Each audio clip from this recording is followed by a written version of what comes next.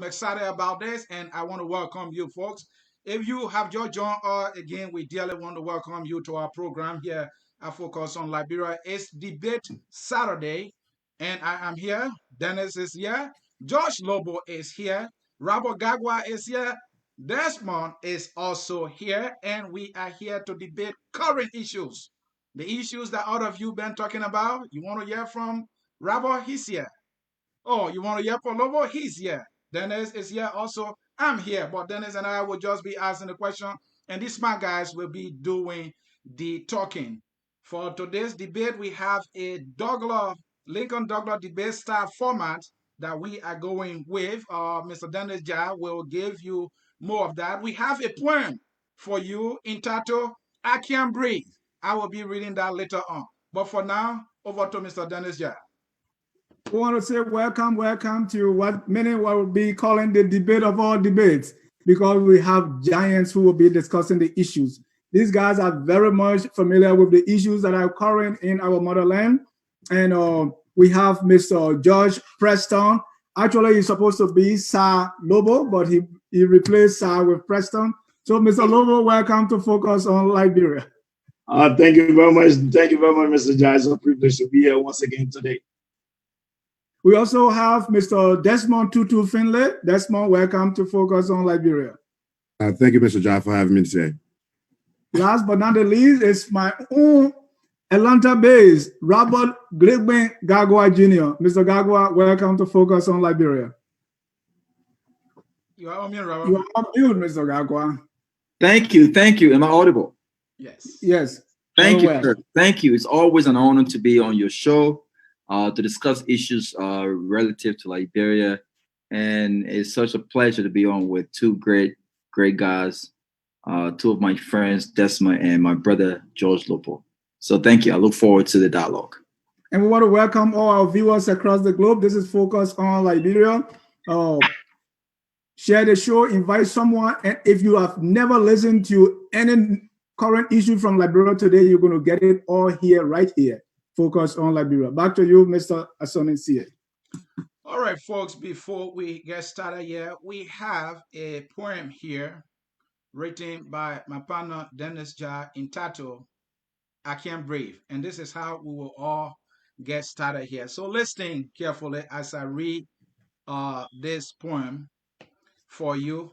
At home, where atrocity, mayhem, and war laws, in refugee land where hunger, injustice, and helplessness, fear, despair, hunger, hopelessness were too much to bear.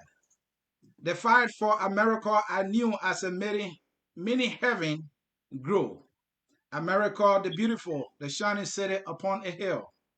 In America, all my dreams will come true. Human rights, equality, fairness, and justice will flourish.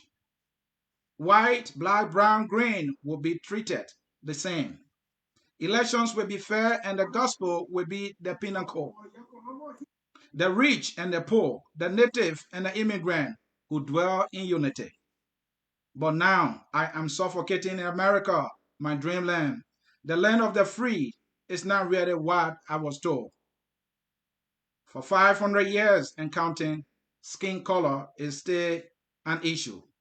Schools, sport teams, and even the churches are full of hate. Your doctor, lawyer, or therapist can be a Klan member, and that's scary. I can't breathe. Institutional racism is pinning me to the ground. Debts, from predatory loans sit on my chest. Student loans from a degree, for a degree that gives me no job on my neck. Bill, taxes, regulation are crushing me to the ground. Know you not that a false weight is an abomination to the law? I can't breathe. I got no promotion at my job despite my performance. Even with a degree, I still make a minimum wage. I live on overtime just to make ends meet. I am strangulated by debts, and the debt collectors are all over me, George. Insurance is a scam, and out-of-pocket cost is choking life. out of me, Desmond. I can't breathe, Rabbi. The police stop me at any time for a coke-up violation, Dennis. My friends are in jail for crime they did not commit. My kids are bullied at the playground and school campuses, if you like. A cheat, a liar, a xenophobic sits on top of all of us. I can't breathe, Mama. Mama, Ma, and he's dead. I can't breathe. A poem by Dennis Jah. And from us here, I focus on Liberia. Folks, this is how we will get this show started here. If you enjoyed the poem, Focus on Liberia will be able to share it for you to read. And it all capture all of what we just witnessed in terms of protest and the death of George Floyd. We will allow our panelists here to comment on it a little bit, but we are here for a debate. Mr. Jah. Mr. Josh, Lobbo wants to say something. Go ahead, Josh. No, I didn't say nothing. Just All right. listening. So, ladies and gentlemen, let's get the party started. We have a style here. So, Mr. CA, why don't you go ahead and give us the first question? So let me make this to our audience. We have the style of debate. Somebody is already telling me, say, hey, moderator, make sure there's no cross talk. So this is what we're going to do. We're going to read a statement and let our panelists respond to that statement. It could be negative, it could be positive. The statement is just a statement. It does not in any way reflect the position of Focus on Liberia. So for our opening, we'll ask a question. And going forward, we'll make a statement, and one by one, our panelists will respond to that statement. Whether you agree with it, you disagree, or you're in the middle, wherever you find it. So this time we call Mr. CA our first question, and we give each of you 2 minutes for every response. Thank you. Maximum. Our first question reads, Senator A.B. Darius DeLong. Our title question. Oh, our title question. Thank you, Mr. Jah. This is the opening question, gentlemen, and let me read it. Which current event issue in Liberia got your attention more and why? And how can it be resolved? And you have 2 minutes, starting with you, Mr. Robert Garguah. Thank you.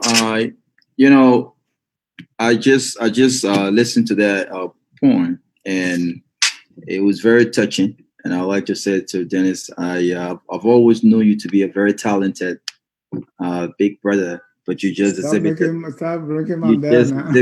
your talent today. Thank you so much for that. But to the question, of all the issues that is currently is happening, and I assume this is not just Liberia, but around the world. I know we've all spent time on the death of George Floyd.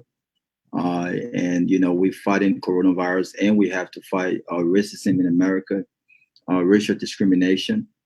We're all Black men, and I think being an African from Liberia, you know, one way or the other, we have all experienced some of what we seen George Floyd going through, and so again, my hearts are with his family. But now, some of the issues that really caught my attention is the rape of a 15-year-old girl in Liberia by her stepfather. I would never understand why men rape. I would never understand. What I do know is that it is despicable for a 36-year-old man to have the heart to rape a 15-year-old, rape and impregnate a 15-year-old baby. Is sickening. I can't, there's no adjective that can describe that. And so the way we resolve or to some extent curtail this issue is that it can no longer be seen as a family matter. I think that when you conceal a crime, then the legal word or defensive word is that you are complicit. You are part of that crime. And I think the way we go about resolving these issues, and this is in no way to hold women accountable for men actions. But if I rape a baby, 15, 14-year-old, I think those around me who is aware, be it a woman or man or girl, should take action. If you help, like this wife in this case did, and help to conceal what had happened, I think you should be held accountable as equally as the person who committed the crime. And I think that's how we resolve this matter. We can no longer take rape as a family matter, and it is a legal matter, and it should be handled accordingly. So I'm glad that this animal has been arrested in Liberia, and I'm glad that his wife, the mother of this girl, has also been arrested. And it is my hope that we begin to act on rape in that country. That's the only way we're going to resolve this issue. To send a strong message to men. Thank you, Robert. Thank you. All right. Desmond, it's your turn. Let me read the question. Current event issue in Liberia that got your attention, and why and how can we resolve that? All right. First of all, I'd like to say thank you guys for having me once again. Mr. John, that was pretty eloquent. That poem touched me in ways that it signifies everything that we're going through in this country as Black men, and our walk of life, the day that we carry through. To that point, I'd like to say thank you for expressing that. And that was, I know the thought process must be very, very, very chaotic in writing that. I can't process to see how that happened. Now, for Liberia, for me right now, the current event that's stressing for me, I know it's going to come up. It's going to be the fact that the potential or removal of Darius Dillon, right? And our chair confessionally donating money to Dillon. So the whole scenario regarding Dillon is that's the matter this week.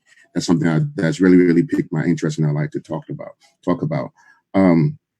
There are a lot of things that are going on right now in the country that we see, but this action alone have curtailing effects that can trickle down into something bigger than what we expect. So I think it should be handled delicately, and people need to look at it from a vigor, like a very, very tangible, and see everything that's happened with it and see it come to true fruition. That's something that really piqued my interest this week. Mr. Lobbo. First and foremost, I want to say thanks to the Focus on Liberia family. Thanks to Mr. Job for the beautiful poem. As an African and Liberian, and a Black man living in the United States, I just want to state categorically that Black life does matter. And to all Liberians, I stand against the social injustices against Black people and the systemic racism against Black people. A Black man must not be worried that a cow who pulls him over could be his last day on earth. That is unethical, that is wrong, and that is unjust. And I want to call and stand for those who stand for Black people's life. It is about time that the issue be given address. And I'm grateful for the many other Black people and all that have turned in to support this effort. Thank you. And because of that poem, I just wanted to say thank you for such a brilliant piece. But when it comes to what caught my attention back home as it relates to current event, I read every day about Liberia, so it's going to be difficult to just pick one particular story.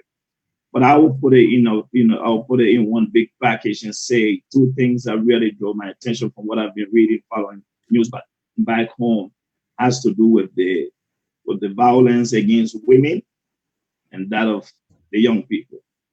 That can be brought down into the young little girl who was raped. It can also bring the girl who boyfriend plucked her right eye out. It also, yesterday I saw a video of a young boy whose hand was burned. I just strongly believe that we have a society where this culture continues to re-war over and over, and people continue to go with impunity. Just to pick up from where Robert left off, I strongly believe I have been one of those guys who my position has not changed. I know that Liberia is a signatory to a convention which we can push for death penalty, but I've been very clear. If I have my way, death penalty would be my very big charge on rape. I strongly believe that our government itself needs to do what it takes to protect our people. For the past couple of days, there's been a lot that have been done against women, and I think it's about time that females issue be brought front and center. They are our mothers, they are our sisters, and I think I will support them. Thank you. All right.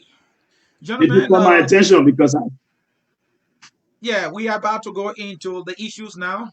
And thank you for your opening statement with the most issue that caught your attention.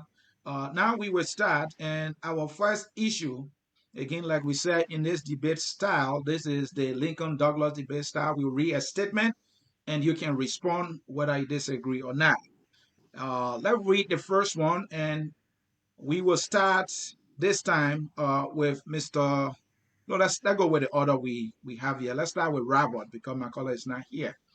Senator A.B. Darros DeLong walking the walk as the light or has proven untouchable and undefeatable.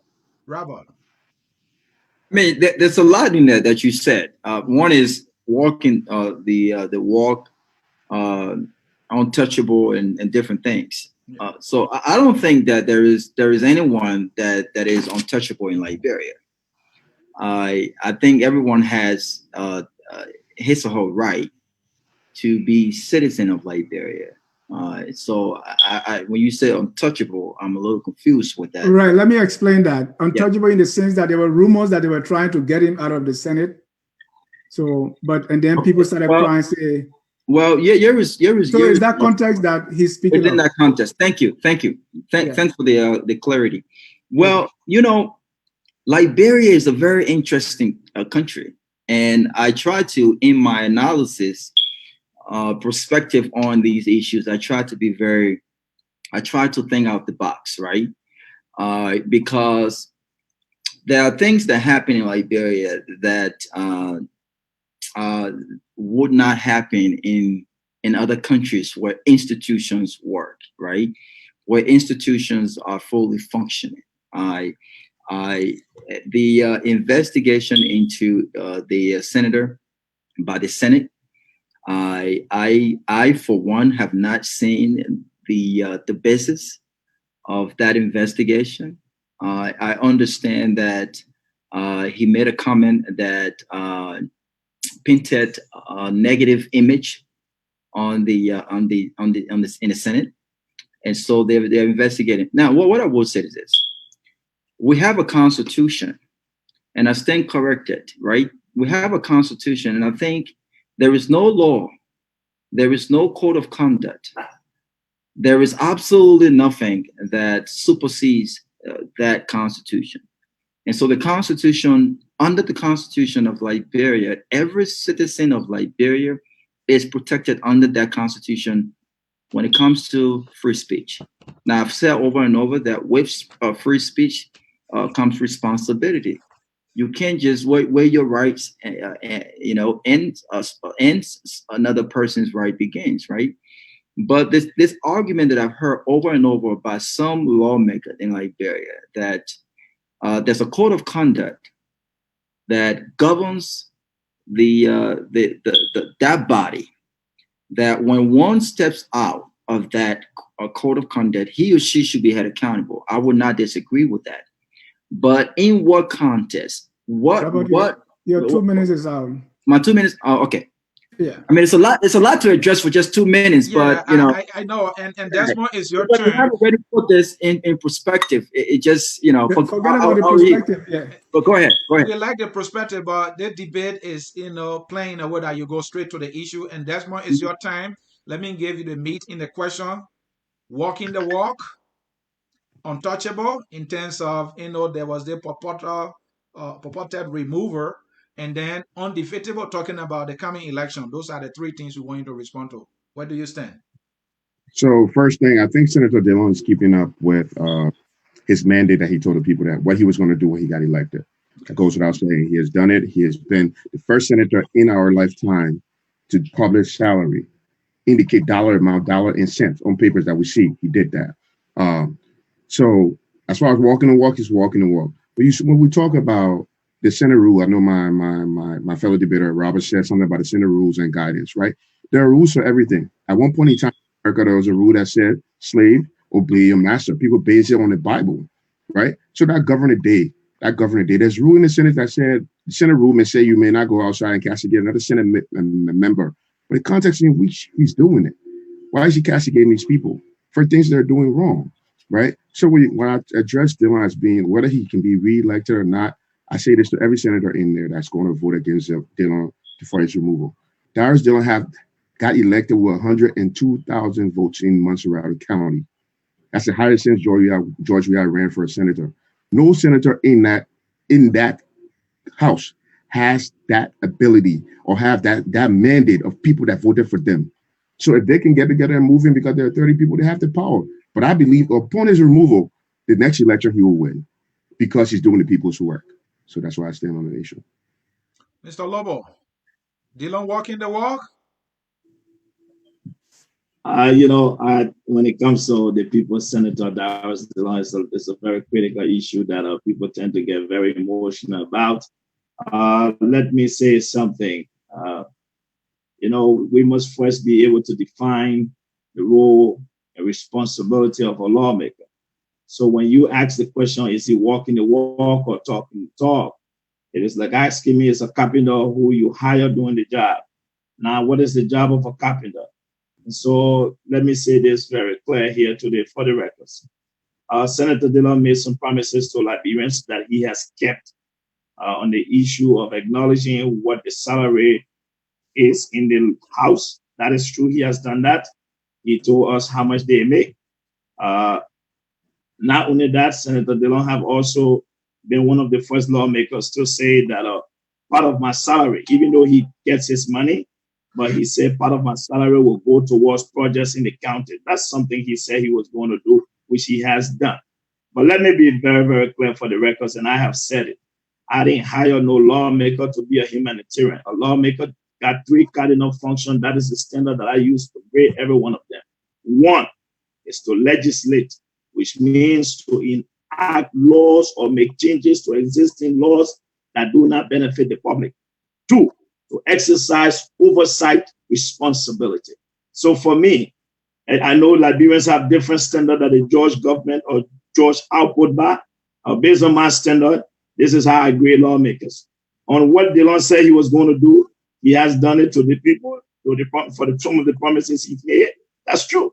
But has Dillon brought forth the bills that we're supposed to see on the floor? I haven't seen that. So on the issue of whether he's untouchable, let me be very, very clear. Dillon's position is an elected position.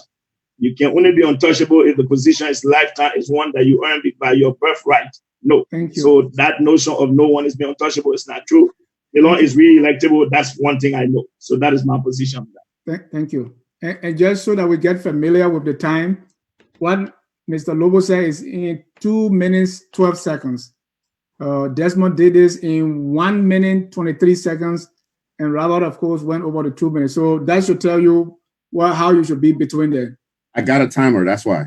Yeah, okay. Is that fair? Right. All right. So now the second one, and Desmond, you will go first.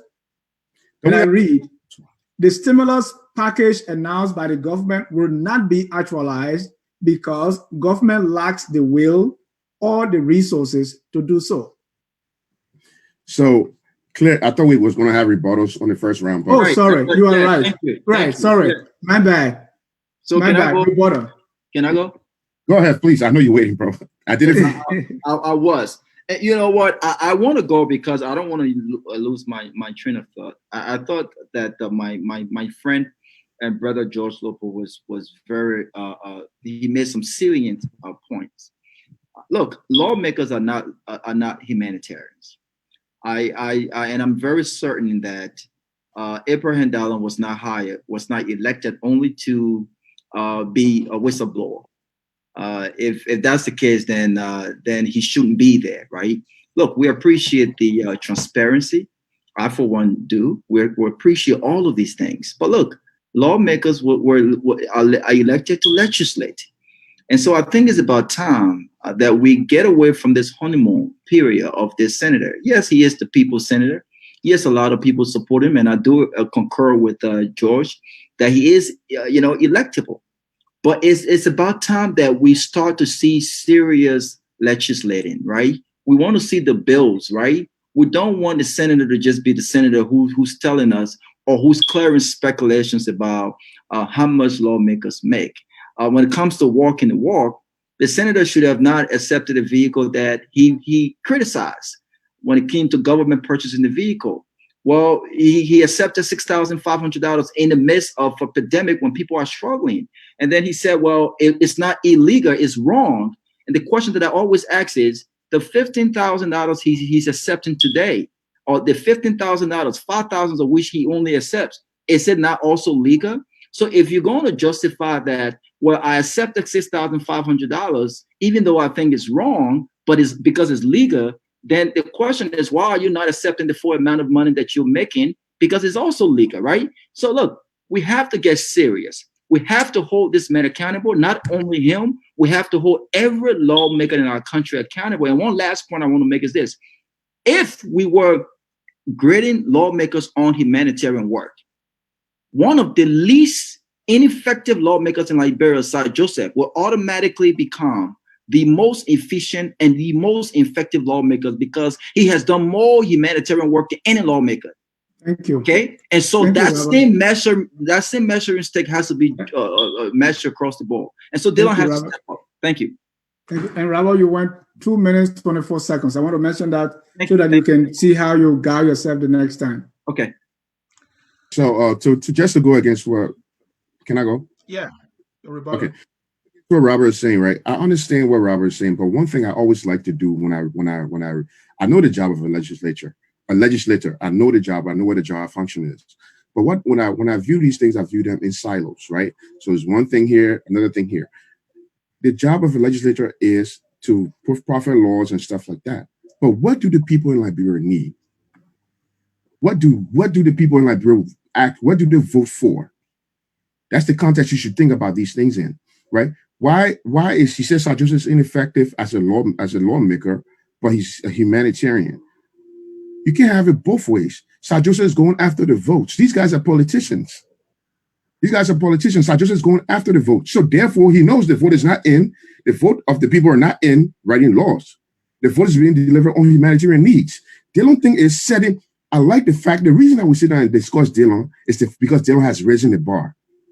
The bar that Aaron Dallon has set is higher than any other senator in the Liberian legislature, period. So Dillon has risen the bar. Therefore, we can come and quantify him and have a little bit of discussion. Oh, yeah, he did this one. He took the money, but he should not have taken the money. Even though he took the money, he gave the money away. And everybody saw him giving the money away, but he should not have took the money in the first place. You can have this kind of discussion because the bar for Dillon is above anybody else. That means he has done his job. He has shown the light. Therefore, his bar is higher. I'll leave it at that. Mr. Lobbo. Let me say one thing real clear. When I discuss national issues, I tend not to take one senator out of a part of 30 senators. That's why I've said constantly that we must not set different standards for certain lawmakers. All senators must be graded across the board. And this is what I would say to you. As far as I'm concerned, if the lawmaker job is to legislate, which is his primary cardinal function, if you have not done it, you have not done the job. It is like telling me that President Weah, who is the president, if we use my brother Desmond argument, then there's no reason why we should criticize George Weah, because President Weah too is building roads. President Weah is giving scholarship. President Weah have hired seditionists. He has created jobs for seditionists who never had jobs. So we can't use this type of measures to grade performance. I think what we need to do now as young men is to be able to speak truth to power. You know, it breaks my heart when I see young men of my own generation tell me that our generation can change. Like we've convinced ourselves that we can make the change that is needed to transform our country. And that is what is happening here. And I will say this to you. If we give you a job for you, but if you can't do the job and do something else, that's not a job. Read the job description and deliver on the job. That is what I have to say on that. Thank you. We will now go to the next issue, gentlemen. And the statement reads, the stimulus package announced by the government will not be actualized because government lacks the will or the resources to do so. Desmond, you go first. Government, the first thing you got to look at the process in which they organize a $25 million stimulus, right? We're a revenue collection based government. We collect the money before we spend the money. right? Did they have $25 million sitting somewhere to use for their proposed stimulus fund? I don't see no government money printing agency in Liberia that could print 25 million US dollars to share around. So by them going to get a 25 million, by the House even approving 25 million was ill-fated. They spent money that they didn't have. Therefore, now they have to cash the check. The money's not there. You have to collect revenue. You're looking at Liberia. It's not like it's not here. Everybody, we all know what Liberia is from the sense of like a revenue generating. You close down the country, you stop revenue generation, then all of a sudden you're going to get $25 million from somewhere to spend. It's not there. It's not there. So the plan was ill-fitted, one. Therefore, the results of that planning would never be actualized. So that's what it is. All right, Robert. Robert. Well, I think I will have to go with Desmond. Yes. Am I audible? Can you hear me? Yeah, yes, you are audible. And you have I think I will have to go Desmond on this one. Mm-hmm. I was on my friend George Lobbo's show, and he was very adamant about what is going on with the relief package. When is the government going to actually do what they said they were going to do? And the question that I prefer was that where was the money coming from? Right. Look, I'm not a finance guy, right? But when you talk about recasting, right, and all of the things that the Senate was supposed to do, it brings back the question of the intelligence of those we have as a direct representation of the people. If you authorize and you give the authorization to the executive to use this amount of money to do a piece of job, one of the questions that I would like to know, especially in an emergency, right, is where is the money coming from? Do we have the funds available to implement what it is that we're authorizing the executive to implement? And this is in no way to make excuses for the executive. But if the money came from nowhere or if the funds are not available, how do you expect this to happen? And so we continue to see not only a weak legislative branch of government, we continue to see an executive that don't seem to be very, very, very proactive. Look, we've been talking about a relief package since the end of March. The lockdown is almost over, and it seems to me that this relief package may never happen. It may never happen. Organizations such as ours have done our own small relief. George Lobbo did an excellent job on his show. He's done his relief. I mean, there are Liberians who are doing their relief, and we have yet to see one from the government. And so, look, I will question the executive. When is this going to happen? But let's also hold our lawmakers accountable. On what ground, on what basis did you authorize the executive $25 million to do food distributions without actually knowing what the funds will come from? And if you do know what the funds are coming from, why are you not questioning or asking or demanding that this relief happen and happen now? Thank you. And let's come to you, George. And George, saying you are a business student, play emphasis on the loan and the current for me, please, my begin. Just do that. Yeah, no, but I got 2 minutes. I got to spend my 2 minutes wisely. Yeah, use your 2 minutes. Yeah, it needs a lot of explanation. 2 minutes can't do that. Okay. But here's what I would do to just give the people the understanding of what happened. Mm-hmm. You know, I took bidding for this particular conversation from a lot of people. And it goes back to the beginning of this conversation. In Liberia, we hire people to do a job for us. They do something different and we celebrate them. The lawmakers are the ones that appropriate. It is their responsibility to say this money will be spent here. But when the lawmaker approve a $25 million food aid stimulus, not understanding anything about where the source of the funding will be coming from, that itself should scare every normal Liberian. That means you have lawmakers who didn't understand what they were doing. They just vote whatever it moved them to vote. That's their discussion. Here's where the money is coming from. The Liberian government secured an $86 million loan, $85 million loan from the IMF. Out of that $85 million, they got a disbursement of $50 million yesterday that was approved by the board. $35 million went towards the food aid. Of that amount, the government have said they will use $25 million from there for the food and 10 million will go toward post-COVID actions. The problem about this stimulus and why it would not be achieved, the government of the Republic of Liberia knew for the last 3 months that at some point in time she was going to be shutting the country down. This is a task force in February. There should have been adequate planning, proper mechanism put in place that to identify needed communities so that these several things could have been done in a most effective and efficient manner. It is unfortunate that the COVID, when other countries are now easing restrictions, that's when our government wants to tighten up restrictions and extending the curfew or state of emergency. So for me, here's what I would say. I will be very honest and say this. I've seen WFP trucks around Monrovia. I've seen people dropping 1 or 2 bags here and there. I don't know if every single Liberian that needs the assistance will really get it. So at the end of the day, we can say that it will happen, but it will not yield the intended results. Thank you. And just to point out, you've gone 2 minutes, 30 seconds, and Robert went 2 minutes, 20 seconds. So please, the both of you, keep the time. I don't want to cut you off. It's time please, Jeff, can I respond real quick to what George was saying, please? There will be a rebuttal, Robert. Yeah, that is time for rebuttal. Let him go with rebuttal. Go ahead, Robert. No, that's why I'm just telling you to cool the temperature, my brother. On fire. My temperature is cool, but whenever you're on a show, I tend to listen to you very carefully. You're a smart guy, but I want to be able to the audience to actually understand. Look, we can hold the executive accountable, right?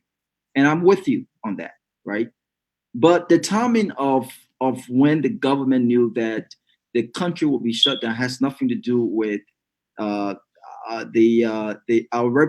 true representation of the people, ensuring that the authorization given to the executive can be actually implemented. I'll give you an example. When Congress authorized, did the stimulus package of over $2 trillion in this country, there was no if and buts about it. They were telling the president, go ahead and use this money for the purpose for which it is allotted. And so to even argue that, this was in February, my question is, the Senate, both houses, both lower and upper house, authorized the president to use $25 million. And so if you are my representation as a lawmaker, the question I'm asking you is, wait a minute, were you sure that this project will be implemented or not? Were you authorizing just giving an empty check or what? What is it? So we can't just blame the executive when it comes to planning. We must also ask our lawmakers who authorized. Listen to me, they authorized the president. Had they not authorized the president, it would not have been possible for us to be talking about $25 million. They did not have any idea where this money was coming from. Thank you, Robert. And Desmond, your rebuttal. So for what I got to say about this is quite simple, right? The money is there. Some of the money came through by the international partners, held their part of the deal up. So now it's on the implementation of that part. And in George's defense, I don't need to defend George in any way, shape, or form. George sold his own. But the butcher's point here is there will be food distributed. There will be people that receive food. But would that amount of food be would represent the amount of money that was sent, that was authorized? No. And here's why. I said it before, I'll say it again. The government it's about having credible people, competent people to do your work, right? The government, the executive branch of this government in the past know one thing about our Liberian legislature: they don't have competent people to do competent job, to do any kind of research. I proffered this about a few weeks ago on this show. I said that there should be a standing order in the House or in the Senate where every senator or representative may have at least 3 people: a legal staff, economical staff, people paid on government salary to monitor them and help them do their job. Because the people know, because the executive know these people are weak in thoughts and ability, and wouldn't question anything. They play on them every day.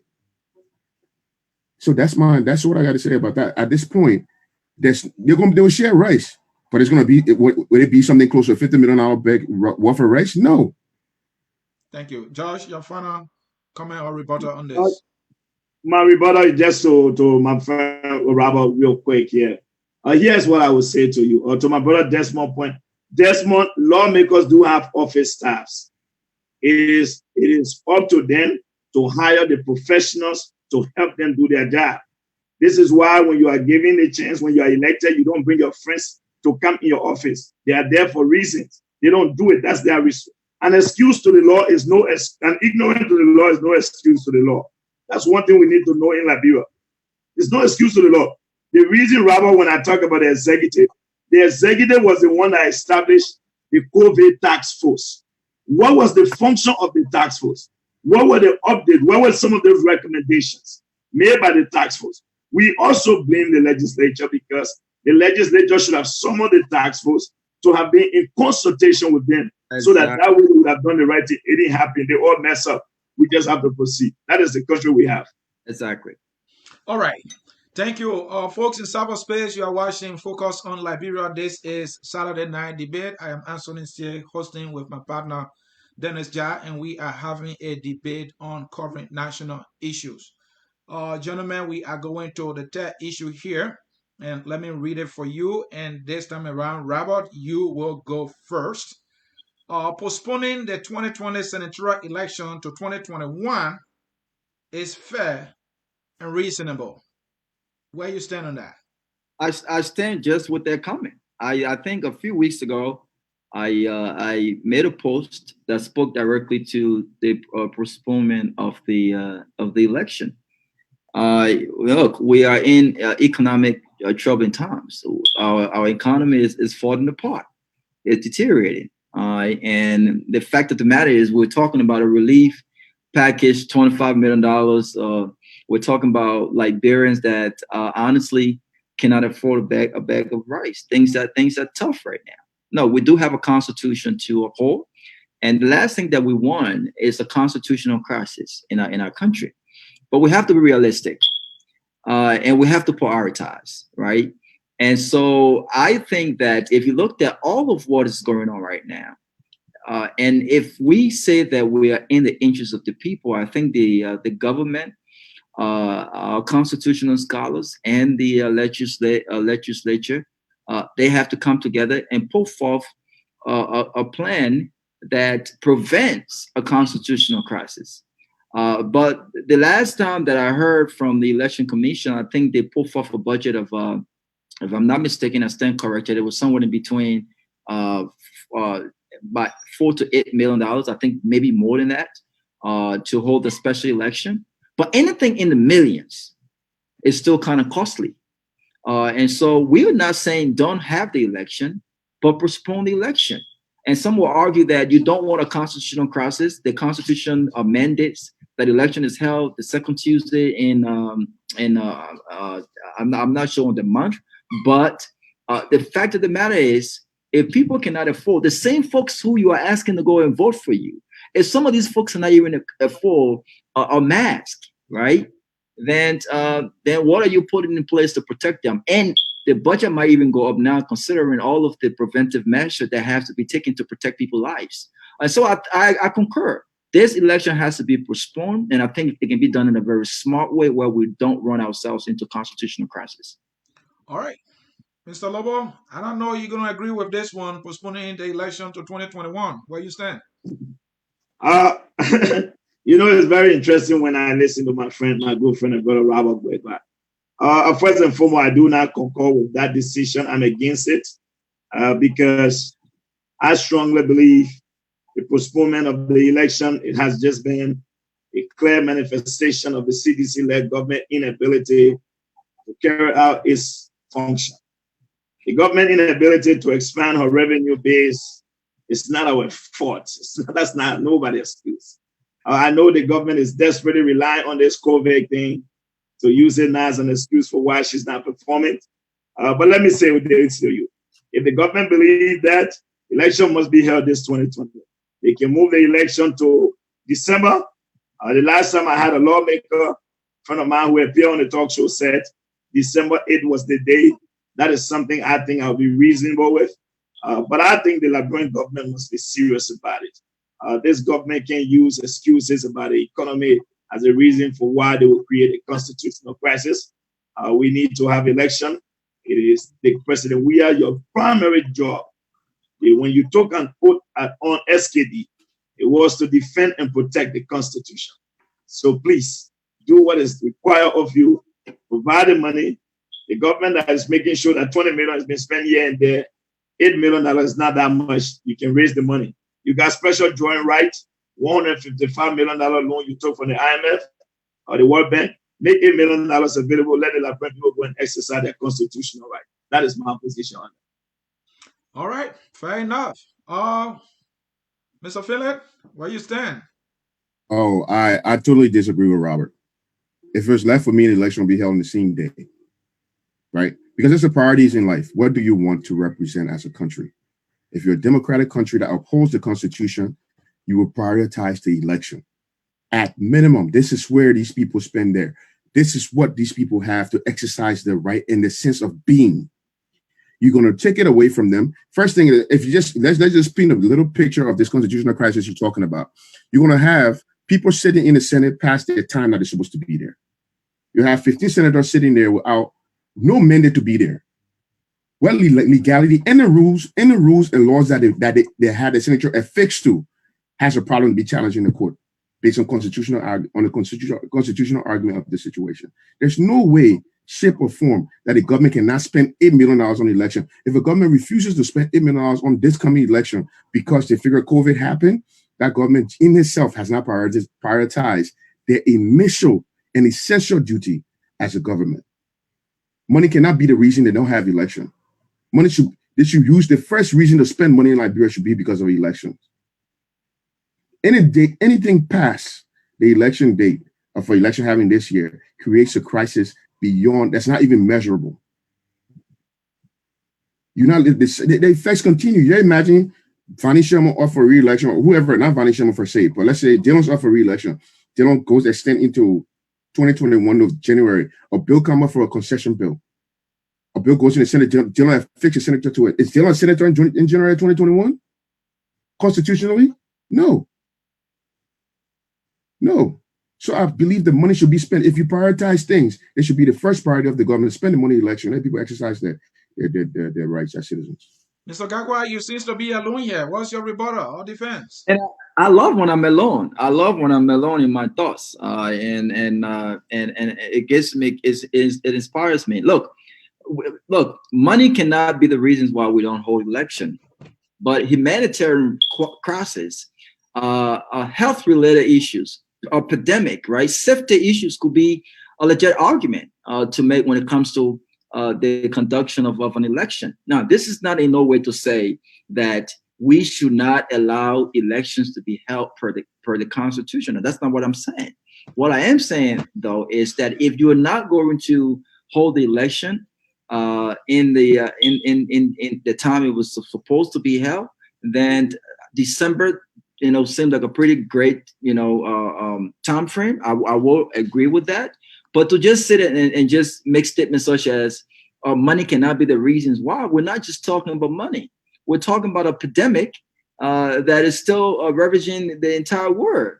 And so again, if we have $8 to $10 million to spend, right, then let's go ahead and do that. But we must put into consideration the safety and the well-being of citizens who's going to go out there to exercise the rights to vote. And we must also take into consideration their well-being. Some of these guys can't even afford a cup of rice, a bag of rice. Look, let's look out for that. Thank you. All right. Rebuttal. Mr. Lobbo? My rebuttal to Robert. We got rebuttals to Robert, please. Yeah. Yeah, let's go, Josh. You want to go for it? All right. Let me say one thing real clear to my brother Robert. When you go back to your previous statement, you stress the economic about this whole thing. You got that. So we didn't create it. And let me be very clear with you. Like Des said earlier, I was trying to be very reasonable. This is why we think is the reason why we could go to December, which I'm against. But again, I understand it. What is so mind-baffling about this government is that over 5,000 Liberians lost their life in Ebola. We had election postponed to at least December. Now, if we look at the circumstances now, with the number of cases we have, how many people have died? I mean, the government should not use this as an excuse for her own performance. But we'll give the government the benefit of the doubt, Rob. I think what you need to do, like many other people who like this government, is to call on President Weah and some of your key friends and tell them that election must be held. Let the Liberian people be allowed to exercise their democratic rights and let them vote for the senators. That's my position on it, my dear brother. Desmond? Yeah, so I will say this to Robert, right? When I said money can be an issue, he said not money, but health pandemic. I'll go back to this. Robert just had a drive for masks, right? To raise money for masks. He didn't raise rocks for masks. He raised money to buy masks, right? So if this pandemic issue is going to hit, if the pandemic is the issue that he's raising to be for them to extend the election or postpone the election, I disagree. It's money. How do you make this environment safe for people to go ahead and exercise a democratic franchise? Money. So money should not be the reason why. You're not going to tell me, say, so a polling station, exercise 6 feet distance, put masks on. You're going to put new signs up. You're going to spend money on it. So if the government, if I was election commissioner, I won't be asking for 8 million. I'll be asking for 12 because I have to put health safety reasons, health safety signs and things in place to make sure our election is held. But beyond that, it's not even up for discussion. It shouldn't be up for discussion because the ramifications of not having an election is worse than a $12 million expenditure check. If you don't spend $12 million on the election or $8 million on this election, what you will spend in the future will be worse. And the time value of money costs a lot. Yeah, but would you concur? Would you agree that forget the? Oh, Robert, you can't just talk like that. All right, Mr. Jai, you go. Take on to the next issue. All right, ladies and gentlemen, when you are just joining us, this is Focus on Liberia. We are having a Lincoln Douglas style debate on current issues in Liberia. We have Mr. Desmond Findley, Mr. George Lobbo, and Mr. Robert Garguah. Mr. Macaulay Willett Jr. should have been here tonight, but due to some unavoidable circumstances, he's not with us. So we want our viewers to join the action. Please call the number. We are putting this on the screen. It's 605-313-6004. The code is 791403. And we have a few comments here from our viewers I want to read quickly before we go to the next item. Louis Gogban says, stop the scare tactic. No election will be held. Telco says it's okay to postpone to a reasonable date due to COVID. Steve Bowler says, what is Robert talking about? You can't have it both ways. You can't talk about constitutional crisis and talk about the postponement of elections. May Sawyer said that is nonsense. You just said, I sent it back. We don't know who is. Stop your high joke. Steve Bowler again said, I have to concur with you, Desmond. That's a great point and analysis. Elections must be held this year. No excuse. Anthony Gay said over 107,000 deaths caused by COVID-19, yet elections are still being held. I don't know exactly where. Wilton Kelter doesn't believe this is a debate. He said you guys are agreeing with each other. So it's simply a conversation. He's also saying you guys have to be honest. The government didn't say the election will be postponed to 2021. It may likely be extended to December. Christopher Wesley said the COVID-19 in Liberia is not as dangerous like the Ebola. 2,000 plus deaths in Liberia during the Ebola disease, and the election was shifted to December the same year. Why should this election be postponed to next year? Trocon Smith Robert, you are extremely wrong on the issue of COVID because the government is not even serious on COVID. All right, those are a few of your questions, and we're going to read them as we go. All right, so back to our next point. All right. Go ahead, Mr. John. And this time, Desmond is going to go first. I read, the absence of the First Lady, Mrs. Clark Weah, in the country is not a big deal as long as her office continues to function. Desmond, you go first. It's disgraceful. It's disgraceful. You know, the First Lady of the United States of America do not collect a check. She doesn't have a salary. She has an office budget that runs her office. Yes, her being around, her support, her moral support to Americans is important. This lady has absconded this country. Nobody knows where she is in the world. Probably on some yacht, sitting somewhere doing something nobody knows. It's shameful. This lady should be in Liberia walking with Liberian market women. This lady should be in Liberia sharing masks. It shouldn't be Segu Kalasco going places giving, right? She should be this lady doing her job that she's actually paid for. Yes, she sits somewhere on a high horse and do absolutely nothing. It's beyond disgraceful. It's shameful to the point that it hurts. You collect a check, you sit in wherever you are and do whatever you want because you are the First Lady. Never in our time have a First Lady of the Republic of Liberia be on a salary. She's the first lady, the first ever First Lady to be on salary. She collects a paycheck. Do your job. If you don't want to do it for the people, do your damn job and get sorry. I'm very, very upset by this. Do your job. You get paid for it. If I clock in my car and go do my work, I do my work. I get paid. You get paid and you can't even do the basic thing, but you run away. That's it. I feel bad about it. I'm not going to talk anymore before I get irate. And Desmond, to push you a little bit, you stay in within your 2 minutes. You said she ran away? If she's not there, she has absconded the country. She ran away. She's not there. She's not there. She's not doing nothing. You can't see her anywhere. She ran away. But planes are not flying, so how can she get back, if I may ask? By the way, my brother, if you're out in Liberia, you don't need the president has a private plane. The president has access to a private plane. The point I'm trying to make this the reason why I call her runaway. The reason why I said runaway, right? You have a crisis, right? If you don't face the crisis, you're a coward. And she's not there. She just essentially ran away. She had tucked her on her leg and ran away. Thank you. Thank you there, Desmond. Let's go to George. Maybe I might not use the words used by my friend and brother Desmond, but to be honest with you, it is so disheartening and disappointing. Knowing that the first lady who was driving a Nissan Altima before her husband became president, whose house was nearing foreclosure, today now owns a mansion, carries an office budget of $1.5 million. When community colleges in the School of Deaf and Dumb in Maryland County were taken out of the budget, when hospital subsidies were cut out of the budget, but her money is in the budget. And in the time of crisis, that's when real leaders will show up. Sometimes it's not about the money. It's not about the physical things you gave, but that moral solidarity that you show that you care, that itself will carry you a long way. And it is sad to know that we have a First Lady who demonstrated to the Liberian people that she got no love for them. She cared less about what happened to Liberian women. So in the midst of a major pandemic, she's nowhere to be found. I don't want to know where she went or where she gone. I don't even care.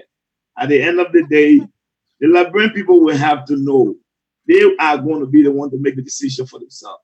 This is why when you seek change, this is what change looks like. Sometimes revolution, it also means change, but does not mean that all the changes will yield fruitful and positive results. And President, we happen to be one of those ones. He's a blessing in disguise. After these 6 years, if Liberians don't learn, I don't think anything will change them. And that's all I have to say. I feel for the Liberian people. It's disappointing, it's so disheartening, but that is what we asked for. And that's exactly what we're getting. Mr. Robert Garguah, do we have a runaway First Lady? Robert has to first attempt to make his response to the statement that was read. And that's a statement I'm reading to him in a different fashion. Yeah, That's a statement.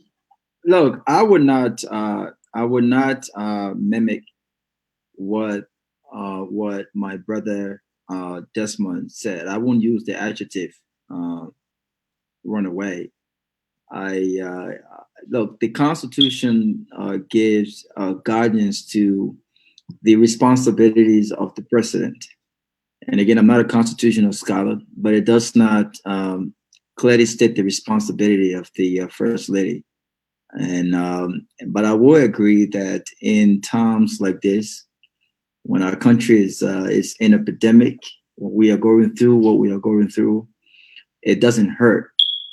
And it actually gives a good image to the president and the country for the first lady to be on the front lines. And this is not necessarily for her to be, a healthcare worker, but it'll be helpful if she could visit those hospitals and talk to nurses and talk to patients and talk to Liberians and talk to the market women, and to make them feel as though she's one of them, and that she understands their pain, she understands their plot, and she understands their struggle.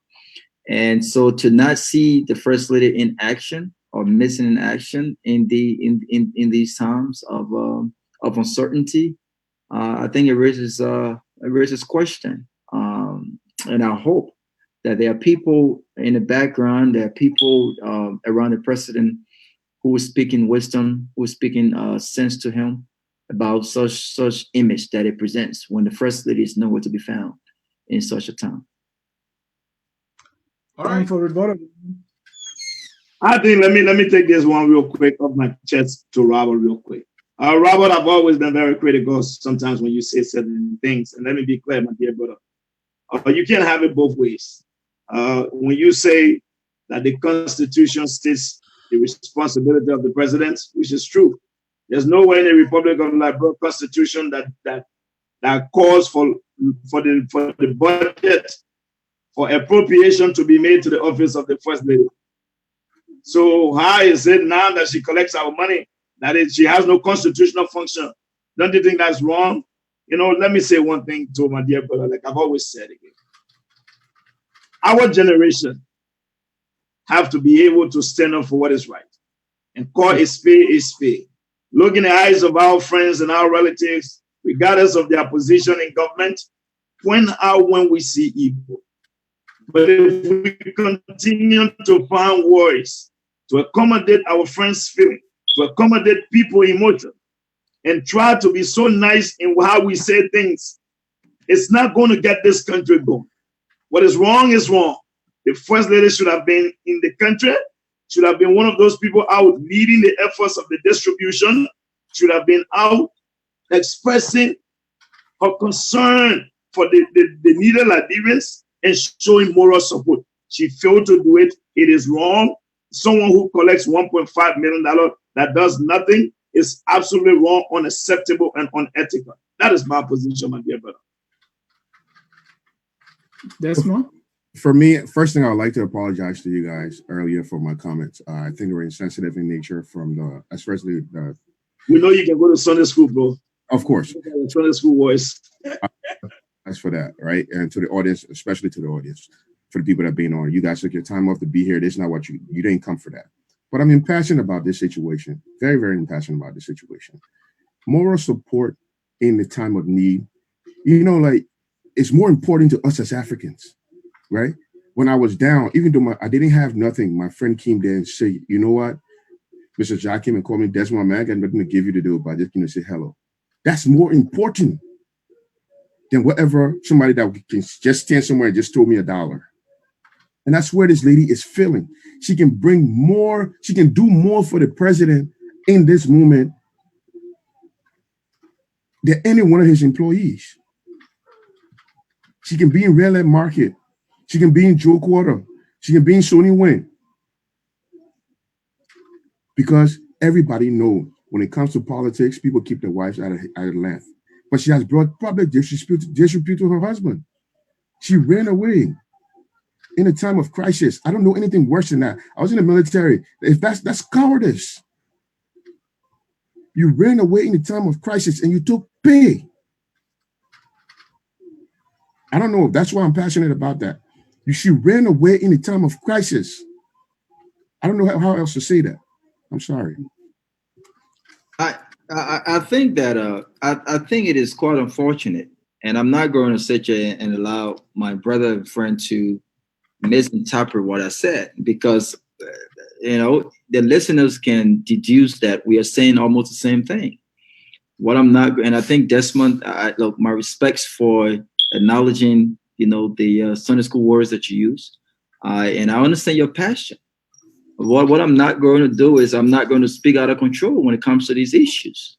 And so for you to inquit my way of addressing this issue, and I said that the first lady should be there, like you said. And the fact is that the Constitution does give guidance as it relates to the responsibilities of the president. Does it the first lady? It doesn't.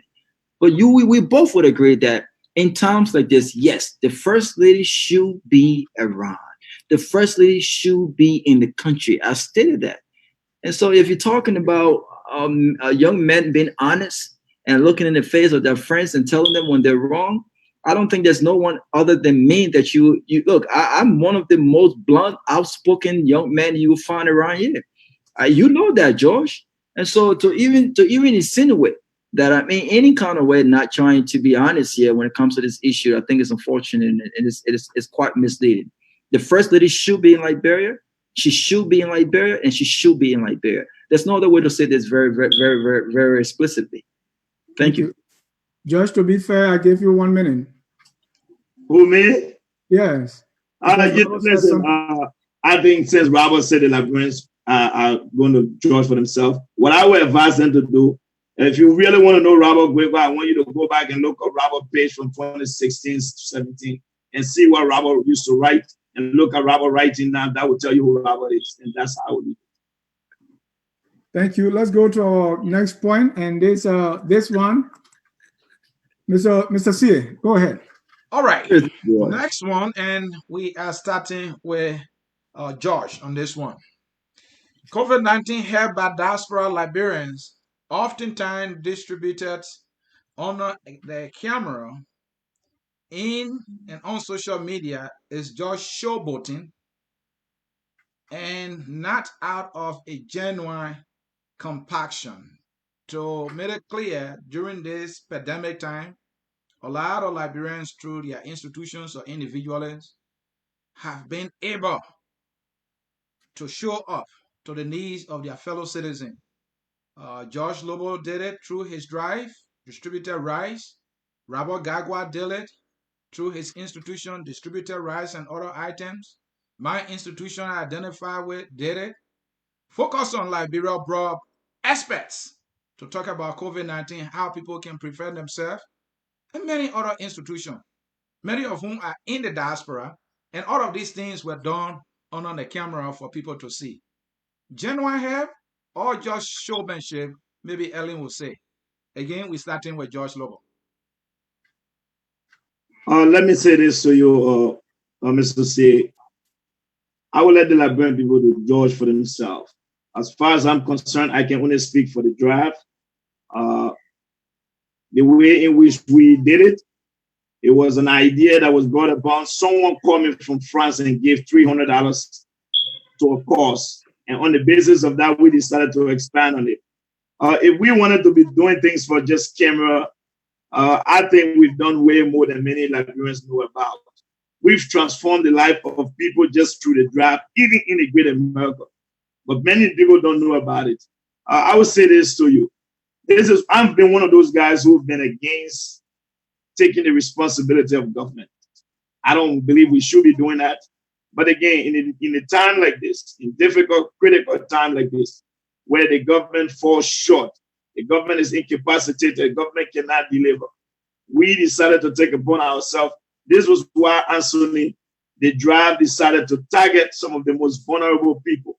We gave 40 bags of rice to the Ganta Leprosy Center, to the Leprosy Center in Swakoko District, the vulnerable women in Magibi, the Blind Association in Kakata, Magibi County. 2 of Liberia major hospitals benefited from that initiative. You know, we could have posted pictures all over the place. Again, when you deal with Liberians, Anthony, while it is true some of us trust ourselves, $3,900 might not be a lot. It might be a lot for some other people, not for some of us. But we had to do these things so people will know that the money that was given to us was fully accounted for. And Anthony, let me say this to you. If you really want to test the truth of what you gave them, I think the best thing to do is to demand a comprehensive report. And I'm pretty sure my 2 brothers here, I sent them copy. so that every single penny of the Liberian people money was accounted for. And I think that's what Liberians should be doing. When they give their money, they should demand that people fully account for their money. That is how you will know if people just wanted to do it for show or they really were genuine about it. Joyce, That's what I was thinking. But I want to thank all Liberians who did. I'm not going to say anything about it. Okay, George, before I leave you and go to the next panelist, I don't want you to personalize it like you. We're talking about generally. No, I said I can only speak for the draft. No, hold on. So we want you to respond, not just for the drive.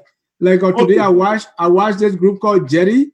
They are on TV giving people putting rice in a plate, and we watch a lot of help from the diaspora, where people are in line on social media just to receive 3 or 4 cups of rice. So is it genuine compassion, or they are just showboating? That was the question. Okay, let me. I'm sorry that I answered and then I had to come back. Here's what I was. To give us more minutes now. Okay. Here's what I would say. I just want to be straight to the. Okay, so I will do it in my rebuttal. You go ahead. Let it go proceed. I'll do it in my rebuttal. I will respond to it in my rebuttal. Go ahead. Desmond. So for me, I believe there's some pageantry here, right? But then I'm from I used to give to Liberian charities a while ago. I think the last time I donated to a Liberian organization, a charity here was back in 2014. I remember. I think it was 2014. And why I stopped giving my money to these groups was the person I donated to only did that, what he was doing, to put himself up there. And then once he got a job, everything was done. The charity was going by the wayside. So I say that to say this: there's some pageantry here, and there's some good natures. They're well-intended people. Like let's say the instance with Jetty, right? Jetty business, right? Like Jetty business take hold. Majority of his revenue comes from the crowd that he giving food to. If you don't know it, I seen Liberia where the kids can go to the Jetty, to the agencies, to these guys. They take a plastic bag, they take the whole thing on consignment, go sell the bags, and come back and make money, right? So these guys Jetty is doing it, making an investment. It's like how people have these foundations, right, to support the same people to come back and give them the revenue back. But there's some pageantry here. I can't really speak to it. I don't know what some of them are doing it for. I know I saw for myself the drives, and George did send me over his expenditure and the money they got. I saw that. And I wrote a Facebook post about it. Same thing you guys are talking about. I asked George about it. I said, you guys be careful who you're giving your money to during this COVID time. There are a lot of people collecting money that would not tell you how your money is being spent.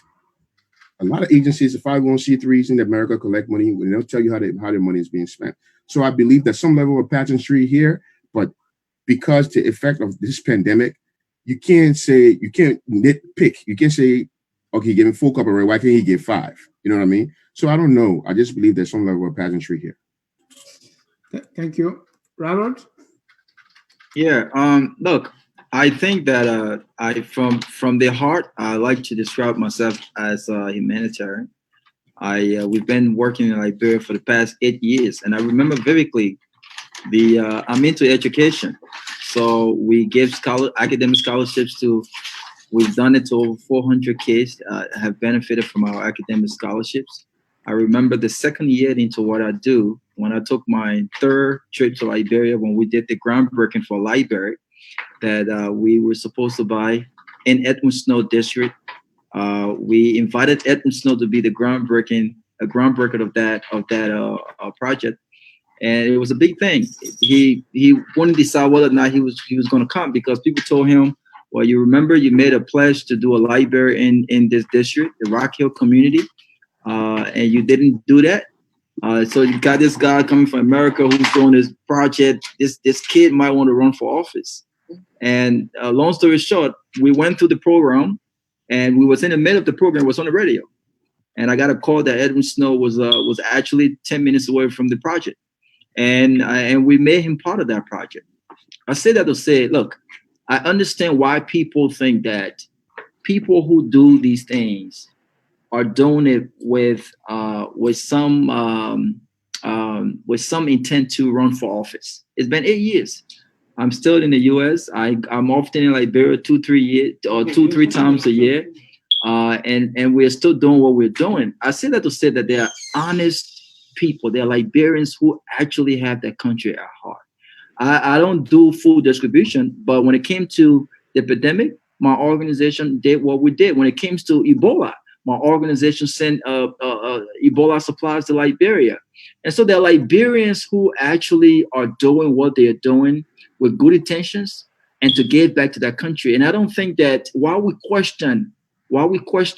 ask tough questions to people who have given us misreaction when it comes to these things, I think we should also be able to separate the good intent of people who are actually giving back to that country. Thank you. It's time for rebuttal. Let me just answer this question like this and be very clear with it. The reason when I said the draft, because that was the show, but here's what I do know. Like my friend Des said, I myself have been very skeptical when it comes to giving to Liberian organizations in America. There are many organizations there. Some of them are not even registered in this country legally. Some of them have not filed taxes, and which I think if you're operating under that type of means here, that's wrong. That's a fraudulent act. But having said that, given the fact that during this particular pandemic, many Liberians have been giving back, it is going to be hard to pick the good and the bad. There are some bad ones. I come from the Catholic Church. There are bad priests in the Catholic Church. So it's always going to be some people that will exploit other people for their own personal gain. As far as I'm concerned, that is why some of us, we've decided we will never have organizations. We will support other organizations. We will form part of it. But there are some great Liberians who have had organizations for the last 3-4 years that are legally registered in this country, that have given a lot. I saw a video, for example, the Legacy Holding Foundation, with all the many different scholarships. I have verified very much. There are so many of them I can name. I saw the Education Care by Musa Wele. There are some great people. There are some great organizations. I mean, like they said, it's one of those things we're just going to have to go with it. But I think every single Liberian, if you give money for a cause, it is your right to demand that the people account for what they got from you. And they should do it in a fashion that is clearly articulated in their report, so that what the output must match the input, meaning what they collected must be accounted for on the people. That's how you do it. But if you just get money in one picture, then that's up to you. Desmond? I can't speak on this any further at this point, man, because at the end of the day, there's some pageantry here. I really believe there are people doing this for the wrong reasons. Like in everything you do, there are some bad apples. So it's like beating a dead horse. The people that are going to do good, there's so many needs in that country. I'm not going to lie to you. Before I could come, I was in Liberia for 20 months. So in month 20, actually, I'd never been to a place called Garguah Market in real. I'd never been there before. So I had a friend of mine came from the States. He's on his way back. So he said, man, let's go buy stuff to carry. So I said, let's go to the market. I walk in that market, right? And for the first time in my life, in a long time, I left Liberia a long time ago. For the first time in my life, I saw something I haven't seen since 1993 before coming to the States. People were buying rice by cup. And I vividly remember there's a $50 cup, there's a $25 cup, there's a $35 cup. 3 cups. When I was in Liberia, I only had 1 cup for rice, right? So the need is tremendous. It's enormous, right? So the majority of people in Liberia do not have a bag of rice. They buy rice by cup. If they let that sink in with your audience, let them think about that for a second. When I saw that, I was like, at this point, I really need to start thinking about things differently now. Because when you have the superficial arguments, when you talk about economics and blah, blah, blah, blah, blah, at the end of the day, somebody is buying a $35 cup of rice in the evening for they and 6 children to eat. And if that doesn't resonate with anybody, then I don't think the person belongs here. Thank you. And ladies and gentlemen, if you are still there, please call to join the discussion, 605-313-6004. The code is 791-403. Robert, you have the last rebuttal. Look, first of all, there's no bad giving. There's no bad giving. There's always giving is always good. So I don't want us to confuse, people, having these projects for their personal gain to including that to bad giving. Everyone who has given back to this in this crisis, I think they're doing it for there are people who are benefiting from it. And so, look, my view on this is that we have to take people for who they are. We have to look at people's character. We can't box everyone into this whole category of people are doing it for good intentions, because what it does is it prevents people from wanting to do something good. Look, you won't believe how many calls I've gotten from people who said, Robert, how do you even do this? With all of the criticism, with all of what people say about people who do certain things. And what I always say is, I know who I am. If you know who you are and you know for which reason you're doing what you're doing, what people says doesn't really matter. So we have to encourage good people, people who have the decent people who are honest. Because if I want to run for office, it is within my rights. I don't think I should have to hide behind humanitarian causes. But we should also look at when we talk about electing lawmakers who are not humanitarians, because people who get elected become humanitarian before they are elected, and when elected, they continue to do what they're doing. And so it's a host of things. But I think there are good people, there are decent people, and there are honest people amongst us, and we have to take those people for who they are. Thank you. Let's go to the next, and let me see.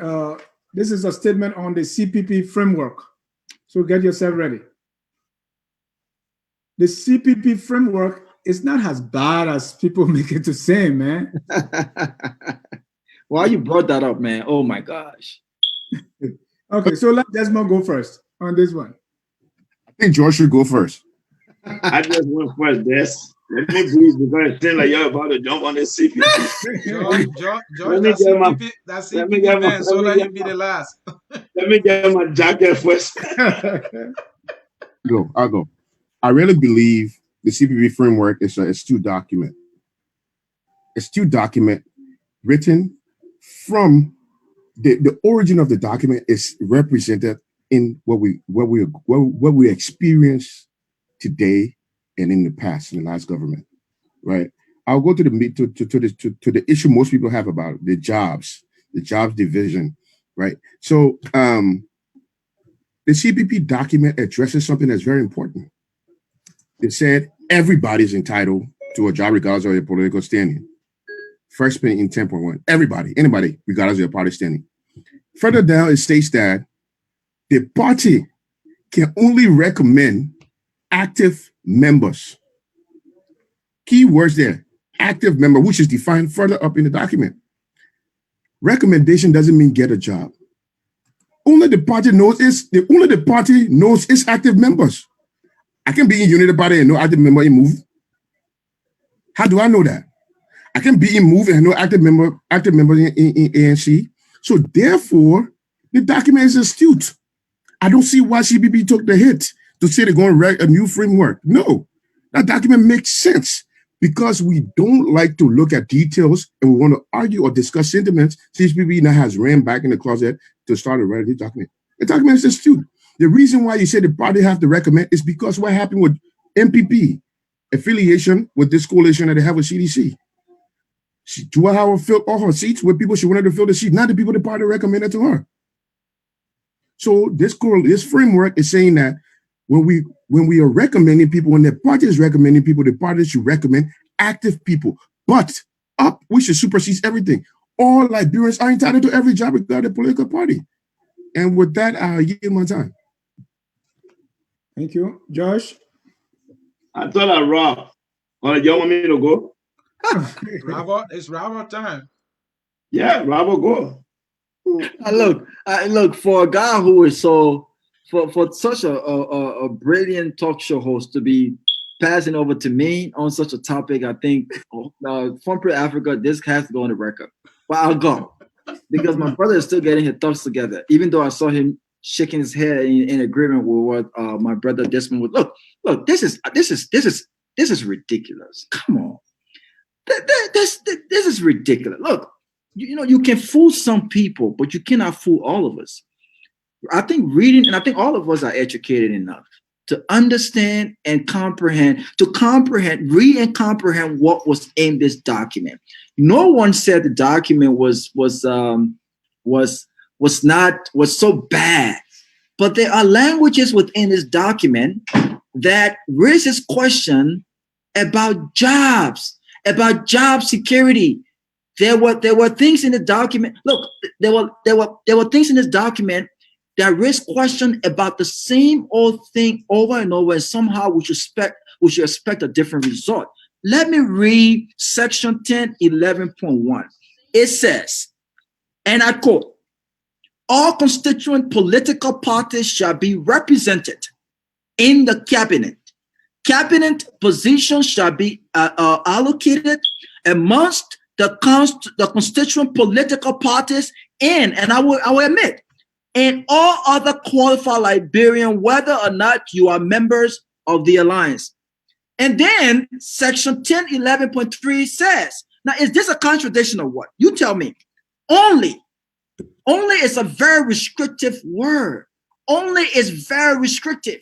There is no way you can explain in all qualified Liberians, and then you come and follow up with only known, active, and viable members of constituent political parties shall be recommended by parties. So you can argue that, yes, recommendation doesn't mean jobs, but when you said only means you have to be within the alliance. If I'm not Robert Garguah as an independent, and I'm not within that alliance, and I'm not active within any of those four political parties, how can George Lobbo make a recommendation even though I'm qualified for a position?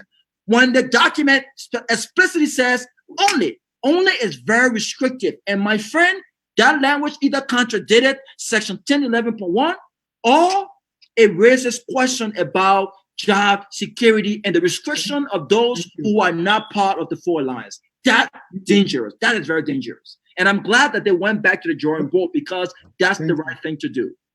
You took 2 minutes, 40 seconds. Thank you. I'm sorry. Thank you. Josh. Let me leave it to now. All right, let me say this to you today. You see, Rob, I think I had a post about this issue. And the reason why I had a post about this issue, in a country like Liberia, where reading comprehension is our next biggest challenge as a country, where people read and don't understand what they read. Some of us felt that people will misunderstand the wordings in the document. You just said, it said that all members will be represented in the cabinet. There are how many cabinet positions in the Republic of Liberia? Your question should be, is there only four cabinet positions? Because there are four parties in the coalition. So if we guarantee all Liberians the right to be in government, and we want to make sure, like my brother Des said, if you are part of the coalition guarantees you as a member of the coalition that you will be represented in cabinet. That is all it meant. So when we talk about all Liberians, some of us only felt that the understanding of the wording, given what is happening, we knew that many Liberians will have problem with it. So I said that the CPB must guarantee all Liberians. And that was the basis upon why some of us brought this thing to power. But I want to say something to you. We use the word active member will be recommended. Let me finish my point. You spoke. Now, what do we mean by that? Meaning within our own parties, if we are going to send someone for a job, it will be a recommendation. But it can be somebody who is a member of the Unity Party, and tomorrow he will CDC, and next week he will ALP. You must be a Unity Party partisan. There are requirements, there are guidelines. So we will say, okay, this man will recommend you. It does not mean that you will get a job. They say it must be recommended. So here's what I want to say. I'm grateful that the leadership of the CPB, because we knew that the word is in there, people will misunderstand some of these things. We want the communication to be clear, concise, for everybody to understand. And that is all we are going to do. The language in there that people thought they were offensive, they will be able to reword it for you people so that we don't have to explain this document over and over. But I want to make one thing clear to the Liberian people. Your time already. My time is up, fine. In my rebuttal, go for it. Once my time over, stop. I will use my rebuttal. Go for it. And if I can jump in here, and I'll come into you, Robert. I believe it's a 25-page document. And it is, from my reading of it, it is one page that talk about this issue of how to recommend and who ought to be appointed. One page, if you read it carefully. I know it started on one of the pages and then on one other page. So technically it's one page. All right. And this is the only thing I hear everybody who have issue with the document continue to make noise about. So I'm giving a challenge to you here, Rabbo. What is one thing in that document that you like? Let's forget about the one you don't like. What is one thing in that document that you like? I like the fact that the opposition decided to put together a framework, Okay. and that in itself is commendable, because this document clearly explains the process of operation. It explains an agreement on how they operate. But make no mistakes, when we talk about politicians and politics in Liberia, George Lobbo just said something about, oh no, not you being a member of ALP today and you're a member of Unity Party tomorrow. The alliance in itself constitute members of parties for folks from every party. There are people who were once seditionists 1 week ago who are no longer sedition. They can be member of ALP, or they are members of COP who are not even member of the alliance. And so when we talk about true political institutions in Liberia and the lack thereof, this is exactly why some of us are not member of any political party in Liberia, because it's lack of true institution. It's not institutionalized.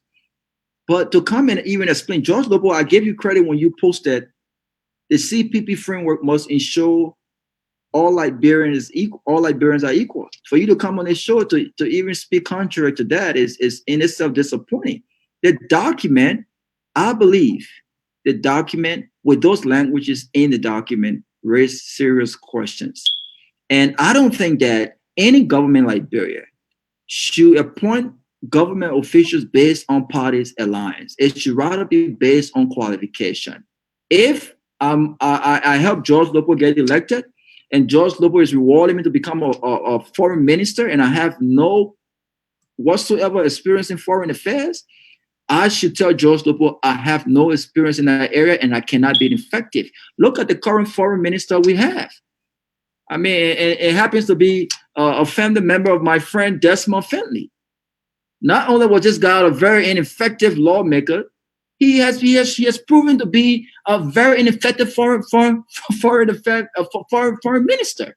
And so let's get serious. We have to recruit Liberians who are qualified, who has proven record in that particular field that they are representing, and who can get the job done. It should not be based on the alliance. It shouldn't be based on parties making recommendations of folks who are active.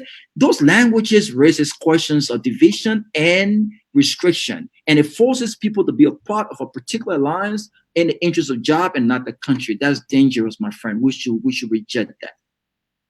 Let's go for it. Okay, so that's a lot in there, but I would say this, right? So there's something very, very funny that Robert mentioned, but I would say this. July 13th this year, I'll be 40 years old. On July 2nd this year, my brother will be 60 years old. I'm pretty sure my brother can answer for himself. So with that, we'll just leave my brother out of this discussion and get back to the point. Well, let's address his qualification. No. Like I said, you can't make me do what I can't do, right? Go ahead, use your time, Robert. Let him speak. It's a 60-year-old man that's been a politician since 2003. He will speak up for himself. And at that point, with that, I digress. I'll go back to what I need to talk about. You raised the phrase about only. Anthony asked a very poignant question. Of that document, we're discussing, for you now, we're not even discussing a paragraph. We're discussing a word.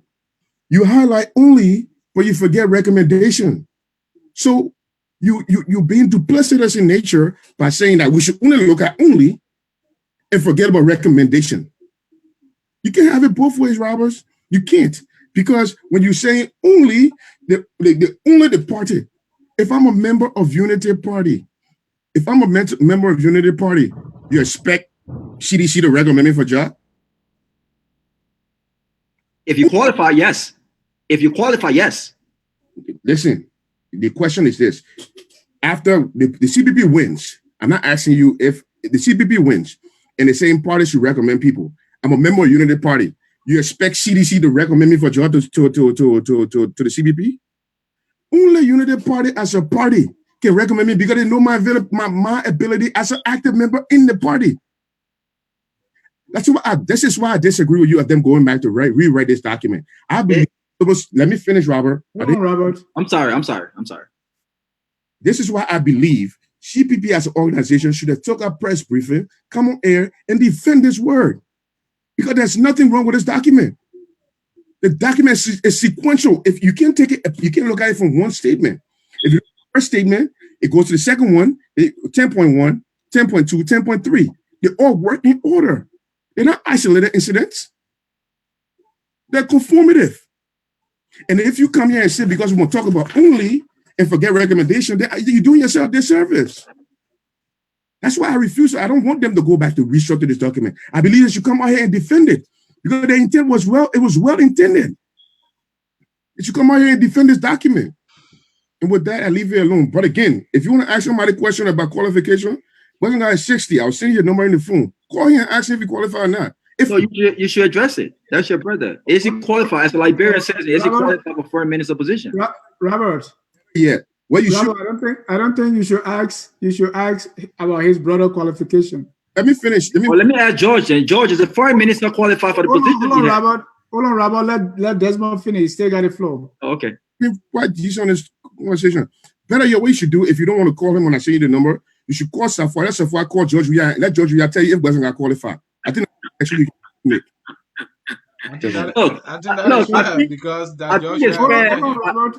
I think it's fair to address what he said for 30 seconds, though. It didn't say only political parties. It says only known, active, and viable members. Visible members. Exactly. It didn't say only political parties should make recommendations. Only viable, active, and viable members of the constitutional political parties shall be recommended. So that means in order to get the recommendation, you have to be a member of these 4 political alliances. That's my point.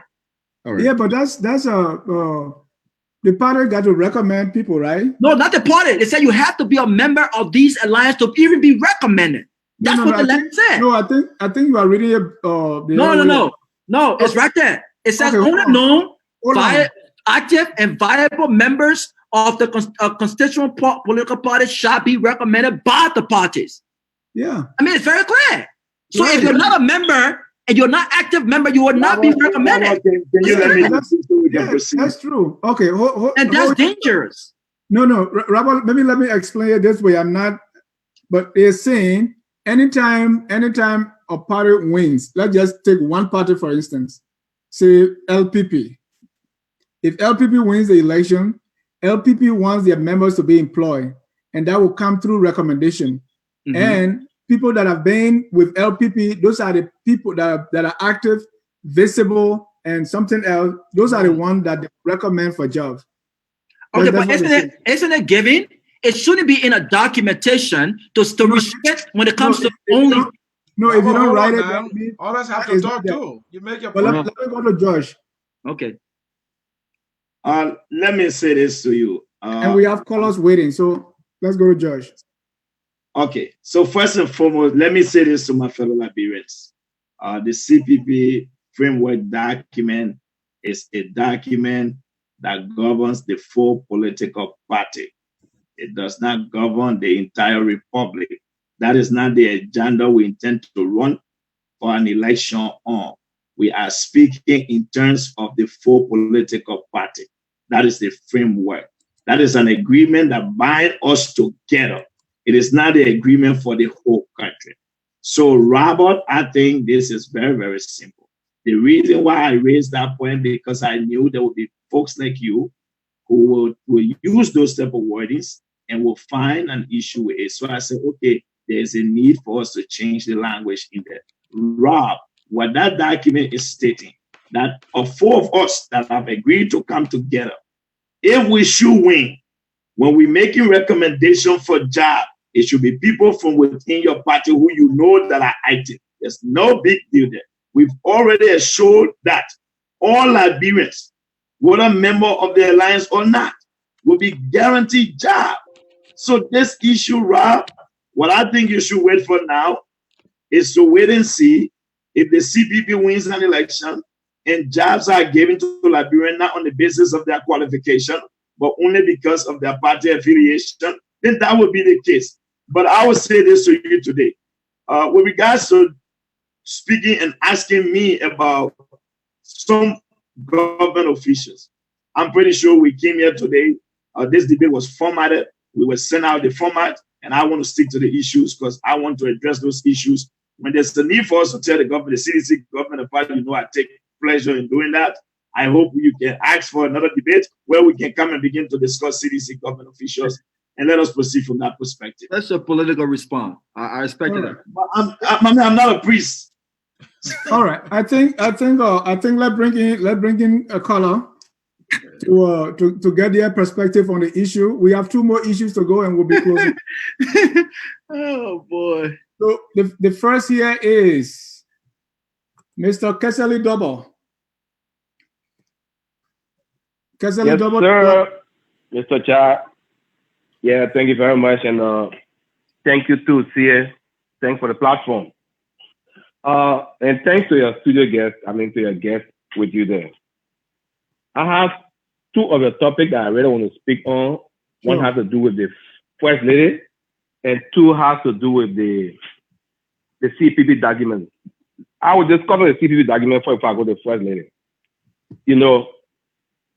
Being in the opposition, we are very happy that the party came together. We are very, very happy that the 4 political parties will come together and decide to do what they are doing. Like I've always told people, I've been a member of the Unity Party since 2005, and I'm a proud member of that party. I don't know if I'm ever going to leave the party. I haven't thought of that yet, but I'm happy that they have come together. But on the part of the document, I think the CPP should have stuck to section 10 on 11.1. Just that portion. Mr. Jan, this document in itself is political. It's also legal. And those 4 political parties, those leaders, when they met, there were things that were discussed. You and I can go to some legal agreement, but we can have some gentleman agreement among ourselves. So when it comes to that recommendation thing, they should have left it in some kind of a gentleman agreement thing, trusting that they will abide by it when they win, instead of inserting it into the document. Remember, because of that portion of the document, which most of us believe that is ambiguous, it has tarnished the entire good paperwork that was put together by the CPP. So I hope they can put the house in order and eject that portion from there so that this document can remain the way it is. We can be criticizing other people for making mistakes and doing things that we did not expect them to do by employing their family and doing this and that and being selective when it comes to jobs. And we who are coming to make the change, coming to do the same thing. Because just that portion of it, section 11.3, is almost what is happening right now. And having said that, I want to talk about the First Lady. Yeah, be brief this time. The First Lady, the First Lady behavior when it comes to this pandemic, the way she's acting to Liberian people, just proves to us that her home or house, that is her marriage to the president, it is not on good rapport. We shouldn't just look at it from this point. It is not on good rapport. I can tell you for a fact. So what she's doing, we might look at it that she's being somehow this and that, but she's selfish. She knows exactly what she's doing. Her marriage with the president is not on good footing. At least she would not want to Liberia because he's president. If not for that, she would not have done it. Thank you very much. Thank you. That's some speculation right there. Please, our callers, the guests, please take notes as I bring in the second caller. That's Wilton Ketter. Wilton, you are live. Thank you, Brother John, and I would like to say hi to your studio guests, John and Sia. I would like to first of all make some points before I ask my question. I heard Lobbo and other guys talking about this framework document. I don't think it even needs discussion. I don't think it even need for somebody to defend it, because if it was a good document, they won't trash it in the first place and come up with a new document. So there's no need to even defend that document. Another thing is, I heard I think it was Desmond talking about the first lady. The information is the first lady left the country prior to the shutdown of the airport and international flight suspension. Then when she left Liberia, and she's been out of the country since, because we have not resumed international flight yet to Liberia. Our airport is not even open. So for people to say that, the first lady abandoned Liberian people is sad. I think we should be very, sincere with ourselves on how we go about talking these things, because it's the same first lady that they said were using Liberian poor money to do X, Y, Z. Another thing Desmond said that's not true. The first lady is not on salary. She's not on the Liberian government salary. She has a budget for office, and with any first lady, they have a budget for the office, because he was comparing the United States and Liberia. So if Donald Trump has a budget for office, so is the first lady of Liberia, because the Constitution of Liberia is just like that of America. Let's go back to Mr. Dillon, and I would like to ask Mr. Lobbo this question. Mr. Lobbo put his neck on the line, his character on the line for Darius Dillon for so long, advocating, in fact, campaigning for him for his electoral seat, or senatorial seat, only to come back to hear Darius Dillon insulting George Lobbo. For me, I know I'm not a big fan of Lobbo, and I will tell you straight up, because we're on opposite side of the aisle. But I think he did a very good job for Darius Dillon, and for Darius Dillon to come back and insult him and denigrate him, make him look less of anything that he ever did for Darius Dillon. It passes me, but yet I still see Lobbo is talking on behalf of Darius Dillon. What is this motivation? Is he trying to save face, or he just being a politician? Thank you. And please jot that down. Let's take on one more caller. Josh, you are taking notes. Yeah, I am. You know that. You see me ready. So the next caller on the list is Telvina Cole. Telvina, you are live. Hello. Hello. Can you hear me? Very well. Hello. Okay. So I want to say thank you to your panelists there for awesome job. I'm following. They're having a civil discussion. So I'm thankful for that. Nobody's fighting there. But I wanted to address the issue about the First Lady. And I'm glad the caller that I heard came before me, because he gave me more reasons to even make this call. First thing about the First Lady, I heard from reliable sources that she left when the American embassy was evacuating their citizens. Now, without me going to the budget issue, that's a betrayal to the country and the people that she said she stands for and she loves. She left at the time of crisis. The captain or whoever, or the leader of the army, do not abandon they don't abandon the officials or the army people when in the middle of the crisis. So I found that disturbing. And on top of that, she has a budget that is higher than the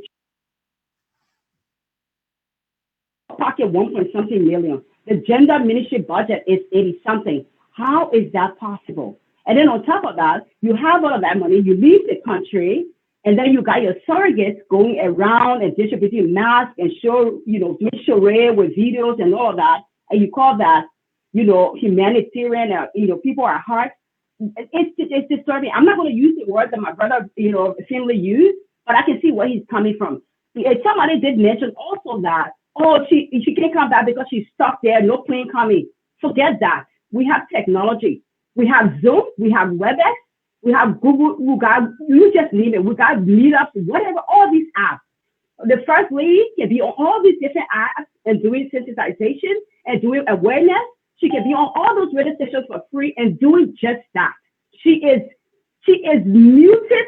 She is silent. I don't even know the words to use. So for someone to come here and try to defend her because she's a member of their party, that is disturbing. And I hope others will be as outrageous and angry as I am and the other panelists are. And I hope the Liberian women And others who feel the same way will jump in the street as soon as later to protest to get this woman off the budget. She can go do her humanitarian work. What other way she can get her money, other sources, but get off the Liberian people money? Because that's taxpayer money. It is an abuse. It is a waste of taxpayer money. It should not be condoned today, tomorrow, or never.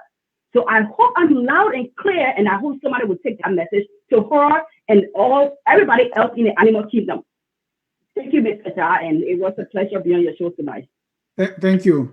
With that, let's go back to our panelists before we bring in the other list of callers.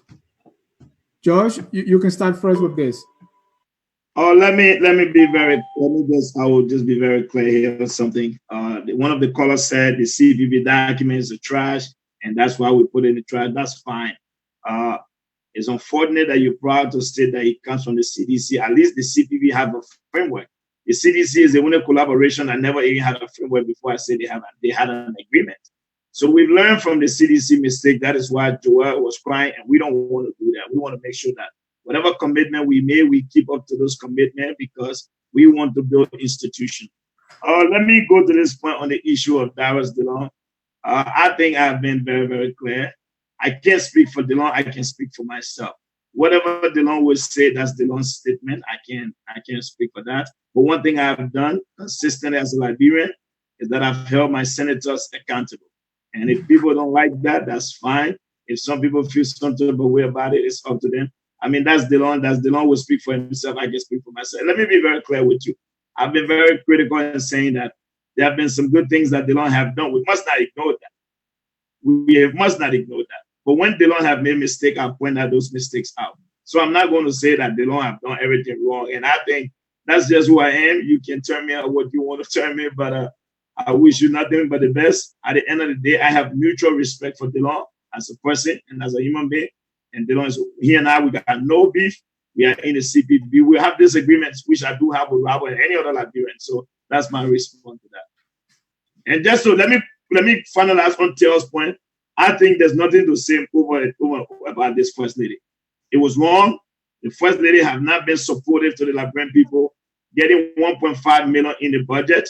When 5 Liberians die at Phoebe Hospital for the lack of electricity, and this woman will have a budget of over 1.5 million. When subsidies for other hospitals have been taken away from the budget, that's completely unacceptable. And I agree with Tia. Women should rise up that she should not have no allotment in the budget. That's my position. I agree with her 100%. Thank you. Desmond, your response to the callers. Oh, so George did a good job. I just want to mention one thing about this First Lady. Mr. Keter came on here and tried to defend. That's just it's his side of the aisle, like you said, from a different side of the aisle. I don't know what side I'm from. Maybe I'm in the middle of the aisle. But the funny thing about this is Mr. Keter failed to realize is planes aren't flying, right? But George, you're able to get the COVID oil or the elixir from Madagascar and Liberia, right? Every other week for the last 90, since the COVID started, when the ban traveled to America, since that banning started, there have been a charter flight weekly out of Liberia for Americans. You want to tell me, George, I can't send for your wife wherever she is? Because the airport is closed? How do you think these American flights are leaving? They're not, I can guarantee they're landing at RIA and they're leaving from RIA. They're not going out of Butuo. They're not going Maryland County. They're not landing in Kavala River. They're literally flying into RIA and leaving from RIA. And the First Lady can come because the airport is closed. What level of cowardice? Like their excuses even makes it worse in action, right? The best thing to do when you're wrong is say, I'm sorry. It was an error in judgment. I overthought it. We did it. Because the reason why she can't say sorry is this. Because by her admitting that she made a mistake and ran away because the health facilities back home aren't good, it shed light on the fact that we're not taking care of our people. Like George mentioned, you can have $1.5 million in your budget where she's not collecting salaries. She has a $1.5 million budget.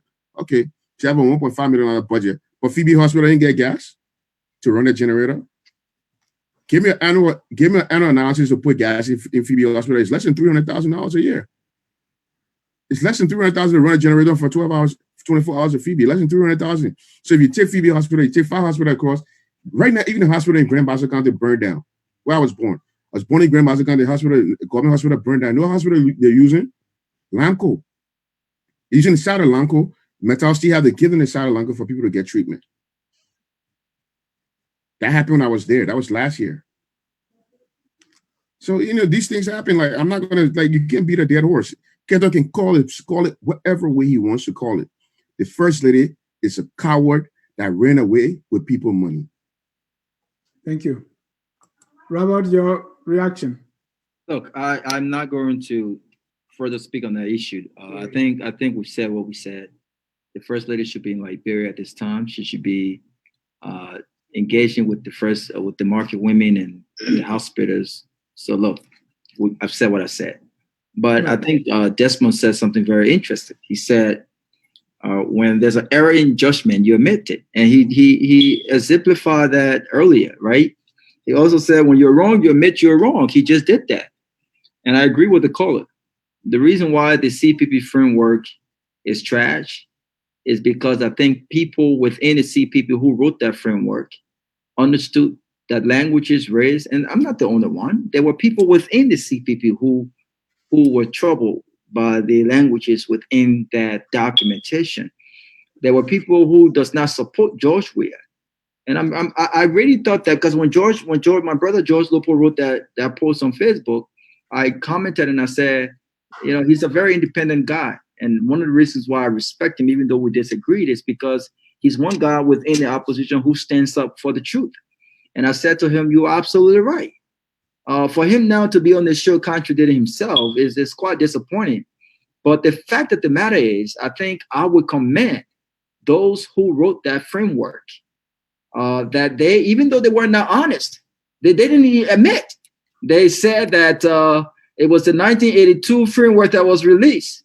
They didn't say that, we were wrong. We contradicted ourselves. And so we understood, we hear your cry. We're going to go back to the drawing board and make amends. They didn't say that. They said the wrong documentation was released. Even after they had a virtual celebration and signed the documentation, that in itself raises leadership question. They didn't admit to it. And so look, when we are wrong, like my brother Desmond said, let's admit that we're wrong. If you want to defend something that you really believe in, then defend it. But when you're wrong, admit you're wrong and let's move forward. George, you're not the moderator. Let the moderator speak. Robert, thank you. Your time is up. And George, before you come in, the reason the CPP pulled out the document is they had many variation and the wrong one came out, so they pulled it out. That was one of your reasons. You believe that? George, so go ahead. Let me say something here. When Rob used the word that I'm contradicting myself, Rob, one thing I've always learned to do is I can't please every single Liberian. I won't. And I want to be very clear. I told you that the language in there, I knew that with a country like Liberia, where comprehension was going to be a problem. The way I understood it, certain people were not understanding it like that. And you're one of those guys who didn't understand it like that. I'm glad Des understood it differently. Senior brother Anthony there understands it differently. So 4 of us here understood that document very clear. You're the only one who didn't understand it. So I made that post so that people like you can be considered, so that there can be words in it to prevent this problem. Rob, there's no big deal. That's what I want you to understand. It is a framework, at least. When I hear you talking about the CPP document and you want people to hold people accountable, Rob, I ask you and I challenge you. Begin by holding this government accountable. And I will challenge every single Liberian that want to know Rob. Go on Robert page, read Robert writings from 2015, 2016, 17, and read Robert writing 2018. You will know who Robert is. Gentlemen, I don't want to talk about you anymore, Rob. Thank you. Gentlemen, I'm talking about Robert and George. I'm organizing a debate between the two of you. I welcome it. I welcome it so wholeheartedly. I welcome it. Okay, I've signed up for it right now. George, can you commit to that? To what? To a debate between you and I? Let's do it. If they want it after the show, I'll be ready for you. Well, not after this show, but after this show, I'll be ready for you. I don't need to. I'll be ready. That's how ready I am. All right, that's a commitment, and Mr. Sia will help organize that. I am for you. Let's jump to one more issue before we bring in more callers. Last year, man. Let's jump to one more issue before bringing in the rest of our callers, and that would be the issue of, guess who that is? Wambo Dike. And I will read for you the statement about your favorite counselor at law, Wambo Dike. It reads, Counselor Wambo Dike, who lied about his Liberian citizenship and was rejected by the Senate to hear the neck, but is still heading the LACC, say more about the complacency of us Liberians.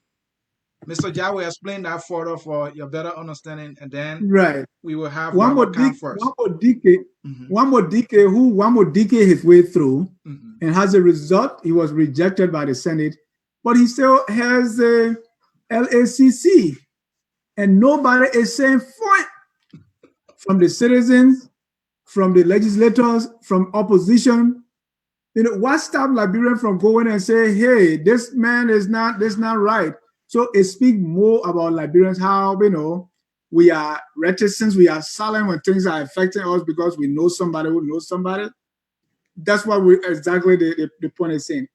So does it say more about us as Liberians that anything goes? Who's going? Who?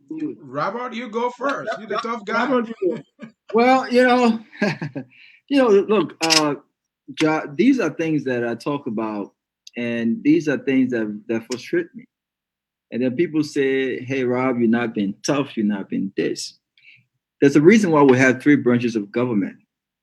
The executive branch of government, it should be held liable and should be by the legislative branch of government. And then you have the judicial branch of government. I asked this question when everyone was questioning his qualification for the National Election Commission. And the question that I put forth was, the same law that disqualified him as chairman of the commission, of the National Election Commission, does that law not apply to his position at the LACC? The same body that confirmed his nomination at the LACC debated his naturalization, the questions that were raised about his nationality. They debated that. And you know who was part of that debate? The political leader of the Liberty Party. There were people who were so loud about his qualification to become chairman of NEC. Those same people were part of the section that confirmed him as chairman of the LACC. But let's leave that alone. Since his nomination was withdrawn, which we actually questioned the executive judge because apparently there's no proper vetting in place to look at these guys, the questions that was raised, so forth and so on. But since his disqualification, based on the fact that he is not a Liberian citizen, what have the Senate done? What have our legislative done about it? Was it a political move? Why have they not acted? They have the power to act. If you are telling me that this guy is not a Liberian citizen, he's not qualified to be in such a sensitive position, why is he qualified to be in any position that the Constitution only limits to Liberians? I mean, this is absurd. It points to the weakness and ineptitude of our public officials, and this is sad. And Robert, speak anyway. Your time is out, so let's go to Desmond. All right, so I spent 2 minutes on Mr. Suzuki. I called him Suzuki because it took a while for me to learn his name. So the easiest thing, it took a while for me to say Wambo Dike, so I just called him Suzuki. So as it relates to Mr. Wambo Dike or Suzuki, the problem here is this. What Robert fails to understand is Wambo Dike was never disqualified by the Senate. Not one time. check your facts. Ramodiga was recalled by the president. Recalled by the president and sent to LSCC, right? The immigration did an investigation and said there's no documentation on his, what you call it, for him being a citizenship. Where does the immigration work? Like what branch is the immigration under? The executive do not have the fortitude or the ability or they don't want to. And the reason is, Mr. Ja, to go back to your point, original point, I came out on the show a long time ago and I said, the first time on the show I said this, we do not punish people for their actions. So therefore, there's no fear. So essentially to answer the question, yes, we Liberians are the problems, are the problem. We are the reason why Wamodiga has his job. There's haven't been civil action for him. Immigration did the investigation. They came out and said, yes, this man, there's no documentation on the man. So what is Patrick Shudu waiting for to arrest the man? The executive said, okay, we're not taking action. Then we, the Liberian people, sit there and say, you know what? Let's not have a civil unrest about this. That Wamodiga just keep working. It's not even like the level, the thought process that you have to be under to sit there and take something that you know is completely wrong and try to assign blames. It baffles me. The Senate, the House of Representatives, they didn't. Wamodiga was never disqualified. He was recalled by the president and sent back to work. Immigration did an investigation and came back and said there's no documentation on the man's citizenship. Patrick Shudu don't have the ability to arrest. All immigration can arrest. What have they done? Nothing, because the Liberian people will not hold them accountable. My 2 minutes is up. Thank you. George? Since my two panelists were struggling with the name, his name is Undubusi Wambodike. Wambodike situation is one that speaks to our government inability to hire or appoint competent, qualified people to serve in the CDC government. President Weah have been the worst administrator the Republic of Liberia have ever had. He has not, we must not just use this one scenario. We've seen so many other people appointed in this government that are not qualified, don't have the requisite credentials. But here's what I have to say on this issue. Lying to the Liberian Senate on an oath is a crime. So inasmuch as it was proven during his recent confirmation hearing as NEC boss that indeed his nationality credentials were fraudulent, I think the Senate could now have gone through the Judiciary Committee to use the lawyer assigned to them to go after him. That they failed to do. This is, like I said, they speak to the type of people we are electing to represent us. And it's also speak to the type of government we elected to serve us. Because if we electing a president who will be appointing incompetent people, bunch of fraudsters, then how can we expect a government to deliver? So it works hands in hands. You expect an immigration on a judge, we have to do what? Really? I mean, my brother Des, let's come on, man. We know this government will not do it. So it's sad that one of the most credible institutions, the Liberian Anti-Corruption Commission, is headed by a criminal, one who poses to be a Liberian that is not a Liberian. That in itself tells the world the type of country we have. I mean, it's just a sad scenario. And that's all I can say at this point on that. Thank you. We are running out of time now, so let me go back to the callers. If that is okay, Mr. C. No rebuttal? Yep, bring in our callers. Let the people express themselves too.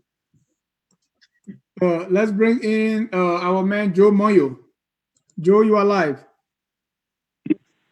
Yes, sir, Mr. Ja. I got a few things here, and I will be real quick. Thank you. The framework document, as I mentioned during a previous program, I think it's all about a paralysis of analysis, and that goes to those that are over analyzing the document. I read the document front to back. It had the language of an operating document between parties. And basically, that's what it was. That was the language of that document. That here's what we're going to do as a party. It was not a manifesto. When you talk manifesto, you're going into a different territory. That wasn't a manifesto. Second thing, the First Lady. Look, let's face it, a disclaimer, I'm not a member of any Liberian political party. And nobody that's part of a political party know me to be a member. So the First Lady, I think there's too much spite, angst, and hatred of this lady. This lady came from the United States where she met the president, and she went to Liberia. And I don't think she's been given, sort of a welcoming attitude by the, especially Liberian women. You heard what the other lady said. I mean, she was very, very angry. And I don't think that's fair to her. The third thing I have is on Desmond Findley. Now, I know Mr. Findley very well. He's a friend. There was a reason why George Weah, when he was campaigning and he went to the European Union, he took Desmond Findley to meet members of the European Union. Desmond, like George Weah, they both speak fluently several European languages. Let me say it again. Weah and Desmond speak several European languages. All the time they met those people, they were speaking in the language, French, Italian, Swedish, you name it, Danish. He has a master's degree. If I ask Mr., I think his name, Robert, what is the qualification needed to be Minister of Foreign Affairs? He will fight around for it. There's no Minister of Foreign Affairs probably anywhere in the world that got a background in international relations. I doubt you can find me one or two. Mike Pompeo, actually. There's barely any. This man, by behavior, every one of us who know him, he's a born diplomat. He's very quiet. He knows what to say in public. And that's what you want for a Minister of Foreign Affairs. What are you looking for? Thank you, Joe. The last thing I have is on Mr. Wandobiki. I always fight with his name. Yeah, Mr. Wandobiki problem. It's a symptom of a bigger problem in Liberia. The problem we have there, we don't have any risk mitigating background check infrastructure that includes, say, for instance, a government database with data from border control, national police, immigration, vehicle registration, birth certificate, and all the things as they have in most of these developed countries. We don't have that. So if people like Nwambu, Mr. Diki or whatever his name is, he went to Liberia, he went under the radar, kind of like what happened to Michael Allison. I think you all know the story of Michael Allison. We thought his name was Allison. When he died, we found out his name was something else, and he was actually from an American citizen with roots in the Caribbean. I think the Bahamas. So those are some of the things we need to work on. Those are some of the focus that the government needs, the emphasis the government needs to place on a database or even on data, not only database, because if you can have the database, if you don't have the mechanism to collect data, that's going to be problematic. So basically, those are my points. Thank you, Joe. And our panelists, please write that down. I got two more callers, and then we'll come back to you. Dixon Gonga, go ahead. You're live.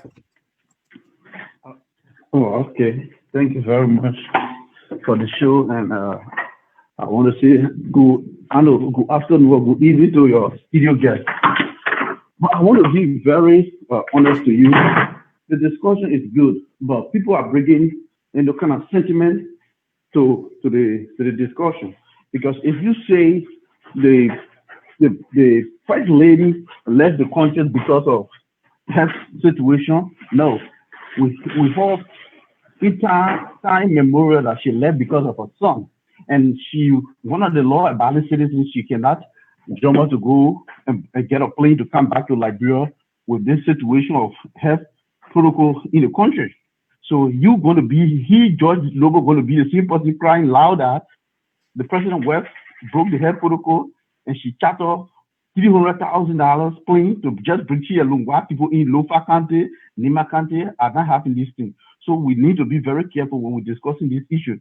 And my next issue has to do with his argument on the CPP document. because they say they are going to recommend people, active members. My question to George Lobbo, he knows that former Vice President Joseph Barker has a peso in his heart. Is he an active member that he's going to recommend to CPV to go run?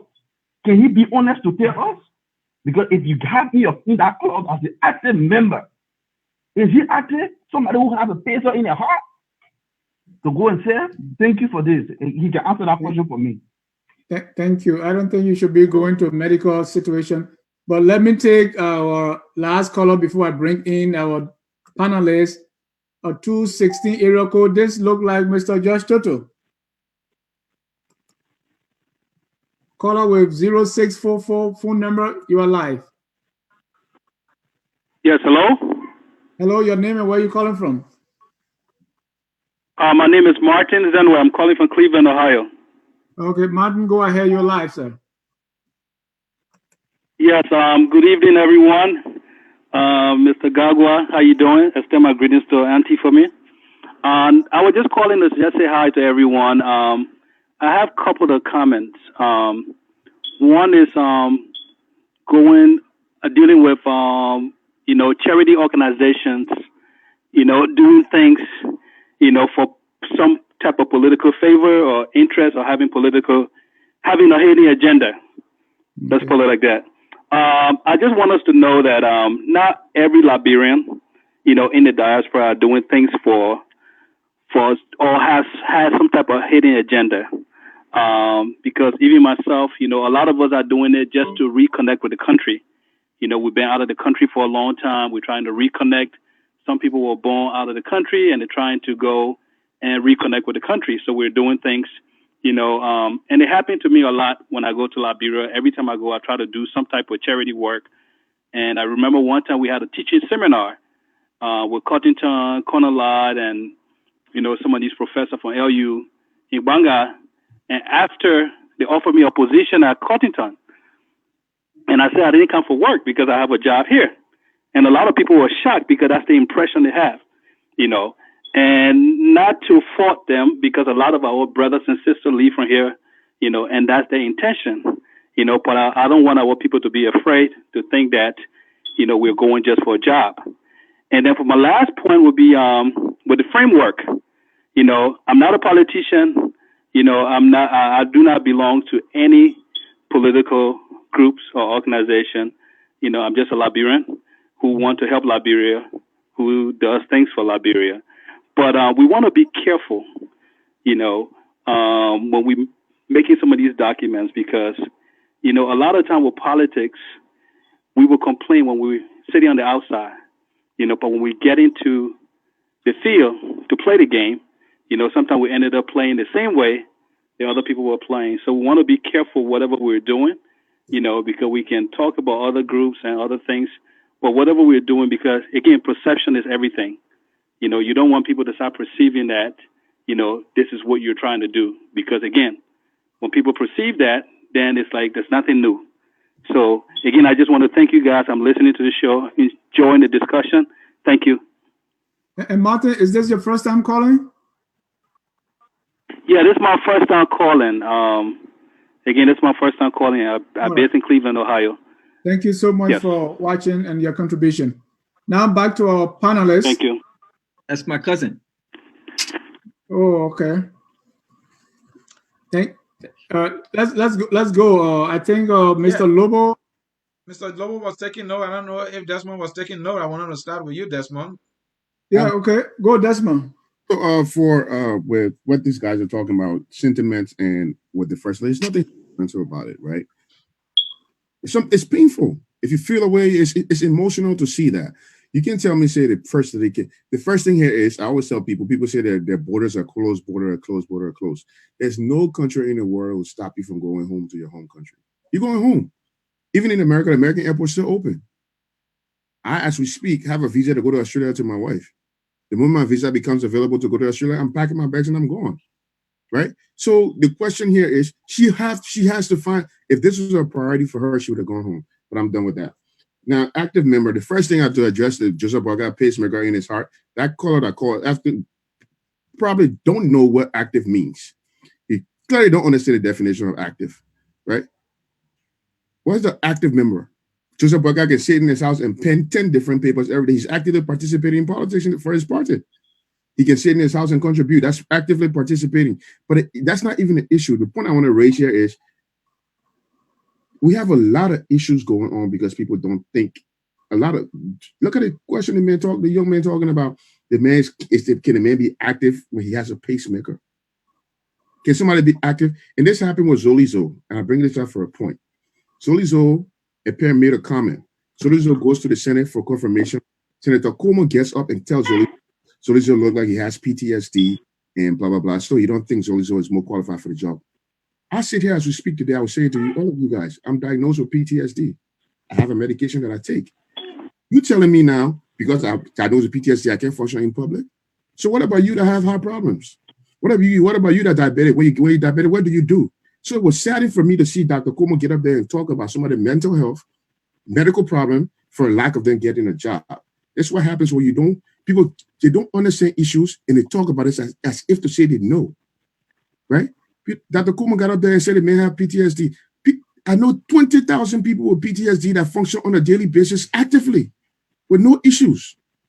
I named them, right? Pasoliso was not prepared enough to go sit there and challenge it because I would have told Mr. Kuma that day, Dr. Kuma, when a man comes to you with a heart problem, what do? You gain high blood pressure medicine, right? If he takes his high blood pressure medicine, can he go to work? He said, yes. I said, definitely that's the problem there. If I get PTSD, I can take my medicine and go to work.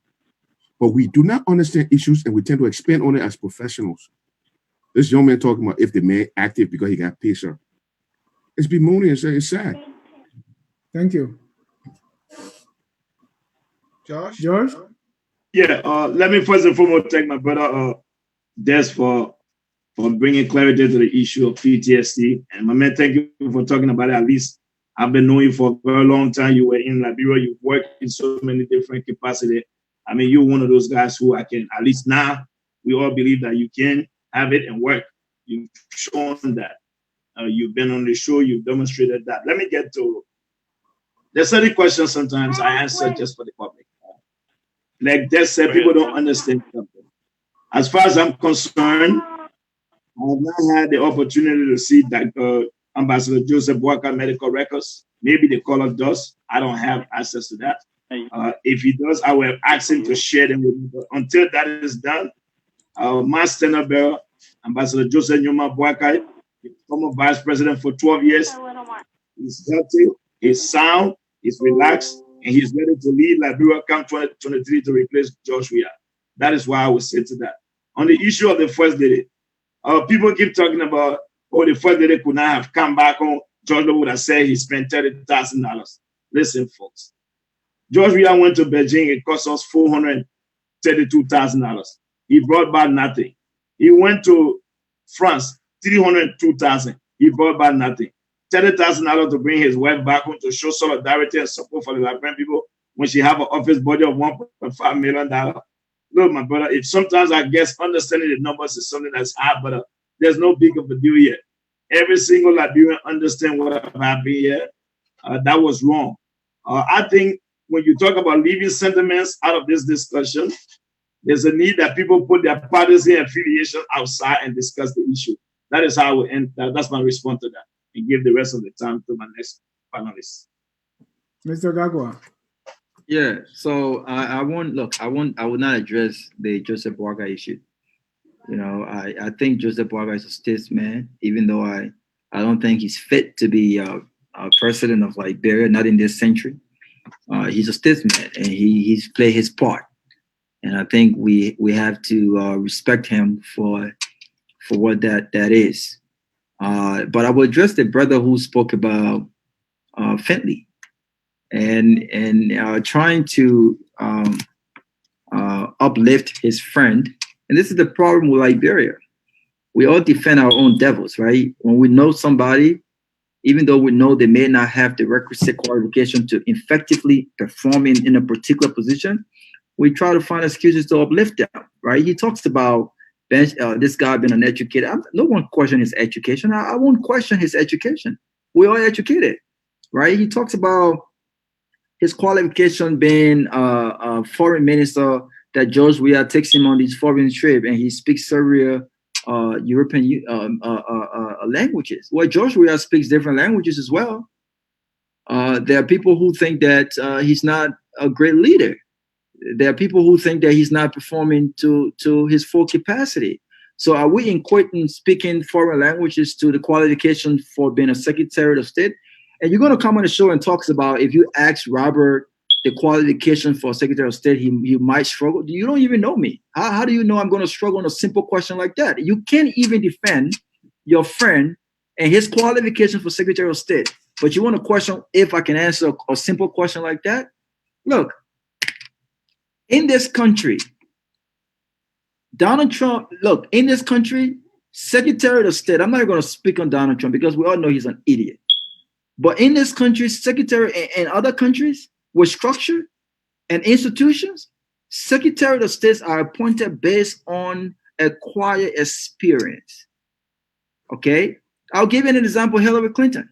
No one questions. My time is over? Yeah. Okay. All right. Let's go to our last issue of the night. And that will be, Mr. Sia, if you agree. Yep, you read it. Right. The waves of rape cases in Liberia are not new and should not be blamed on the Weah government. This thing has been happening from time immemorial. Who's going first, gentlemen? I'll go first. Okay. You can't blame Georgia government for the rise of rape cases, but the fact remains they're the government of today. Well, we should wait for the next government before we have a solution. It's not blame assignment. It's their responsibility. It's their job to fix. It's their job at this current moment to fix it. They inherited the problem. That doesn't give them off the solution. They're actually fully responsible for giving us a solution as we speak today. Right? That's their common theme. Oh, during Ellington, you ain't fixed the one. During Ellington, you ain't fixed the one. The culture of rape in Liberia existed way before you and I could even, I think way before my birth. But that doesn't negate the government or having the responsibility to fix it. It's their sole responsibility to fix it. They are responsible. We cannot wait for 2026 before we say, 23 before we say, okay, let's start getting a solution because we couldn't blame the Weah government. I'm not passing the buck. They are responsible as we speak today. They need to take actions. They need a speedy trial. They need resolution. They need prison systems with documented that you can document these guys and document them and keep them in a way that they're rapists. They document everybody know they're rapists. Public shaming. Bring it out. Find a way. I don't know the answer to this question to how it's going to work, but I know who's supposed to fix it. The person that's supposed to fix it is nobody but George Manuel Weah. It's his sole responsibility. He has the right to fix it. I'm not saying I didn't say he created it. I'm saying the solution is his. Mr. Garguah, you're on mute. Oh, I'm sorry. Am I audible? Can you hear me? Yes. Thank you. Look, we until we are honest with ourselves, we will continue to be going in circles. When more than 50 young girls were raped and infected with, and some of them infected with HIV and AIDS under an administration represented by a mother, guess what?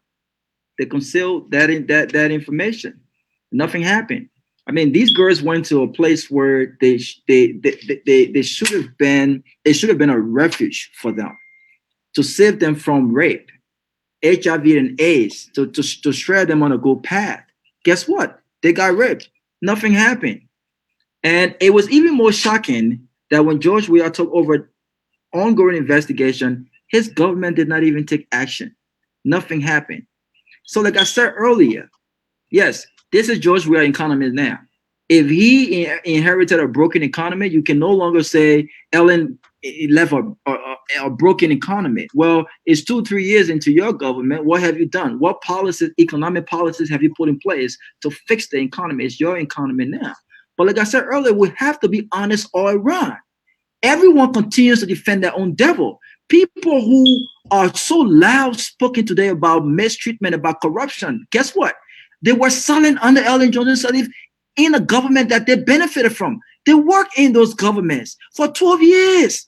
They said nothing about corruption, even though mass corruption took place. So now today, they are the voices we should listen to when it comes to these issues. We have to be honest. Rape should be a legal matter and not a family matter. And so, like I said, people who help cover up rape are complicit. They should equally be held accountable by our laws just as much as those who committed the crime. We cannot discuss rape as a family matter. If you rape a 15, 13-year-old girl and my wife go and try to cover it up and send the girl away, I should be held accountable. My wife should be held accountable. Everyone else who helps conceal that crime should be held accountable. These animals should be put away. And I will agree with George Lobbo. They should be given the death penalty. When we start killing men for raping young babies, other men will start taking notice and say, you know what? I want my life. I am not going to do this. This is ridiculous. We have to end this now. Mr. George Lobbo, I think you and Robert have an agreement this time. Oh, we do have an agreement. I think Rob was sending me candy because he knows what was coming. He said something and he knows I'll be coming after that. So he thought to send me candy. But let's get to the issue here real quick. On the issue of rape, it saddens me. It breaks my heart every day as a brother, as a son, and as a friend, and as a dad. I just want to say very clear. You know, when I hear Rob say people defend their own, then I asked Rob from an administrative perspective, when you take over an organization, the reason you got hired, the reason you were promoted or given the job is on the promise that you will do better than your predecessor. You didn't get the job because you will come and be highlighting your predecessor poor performance. If that was what you were going to do, you would never get that job. So when I hear people almost 3 years into an administration, and people still want us to say, oh, we can't start from now. You got the job on the promise to deliver, that you knew these problems, that you were going to solve these problems. Let me say this to you folks. It is true. Rape didn't just start on Ellen. I remember I grew up in Banga. Chancellor would go over the air with the Liberia Christopher, and he would say, they kill your cattle, they rape your sisters, I'm sorry, forgive me. That was way in 1992, 1991. We can go far back. But when you take over a country, that your job as the president is to defend and protect the republic, is to provide security for all its people. What happened under your leadership, we will talk about it. You know, we did the same thing before. It can be a problem. And I've been very, very clear here. For me, on the issue of rape, I've been very clear. I know Liberia signed a treaty, bullets expensive.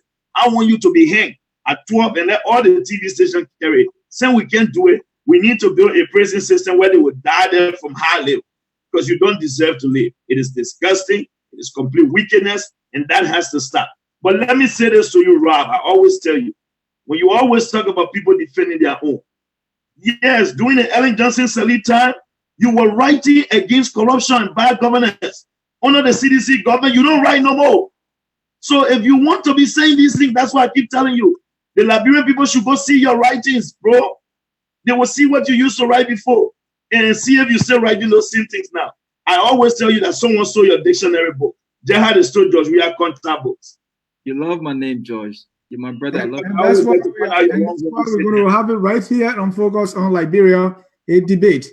Mr. C, I think we have exhausted our topic for the night. Indeed, we have exhausted the covering issues we wanted to cover. Our panelists, we brought you. These guys are sharp. We can do it anytime, but don't forget we have a commitment here. George Lobbo versus Robert Garguah. I am in charge of organizing the debate, and I will report to you, and that debate will be live here when we decide the time. Robert versus Lobbo. And that time, I will be moderating. They will throw punches. You don't want to miss that. Gentlemen, that said, we have exhausted it all. We couldn't be, prouder than we are about your performance yet. Gentlemen, let me say this to you. In Liberia, yes, I will come to that t-shirt. In Liberia, we see our talk shows. What we see is people yelling at each other, people insulting each other. We have to change the conversation. We watch CNN. We have Fast News. These people disagree passionately on the issue. But the name calling, my people, we have to stop. When we do that, we don't represent the best of Liberia. I think we did that here today. And I just wanted to make that clear to you. And we should continue on this path. On that note, here I focus on Liberia. We have our late t-shirt.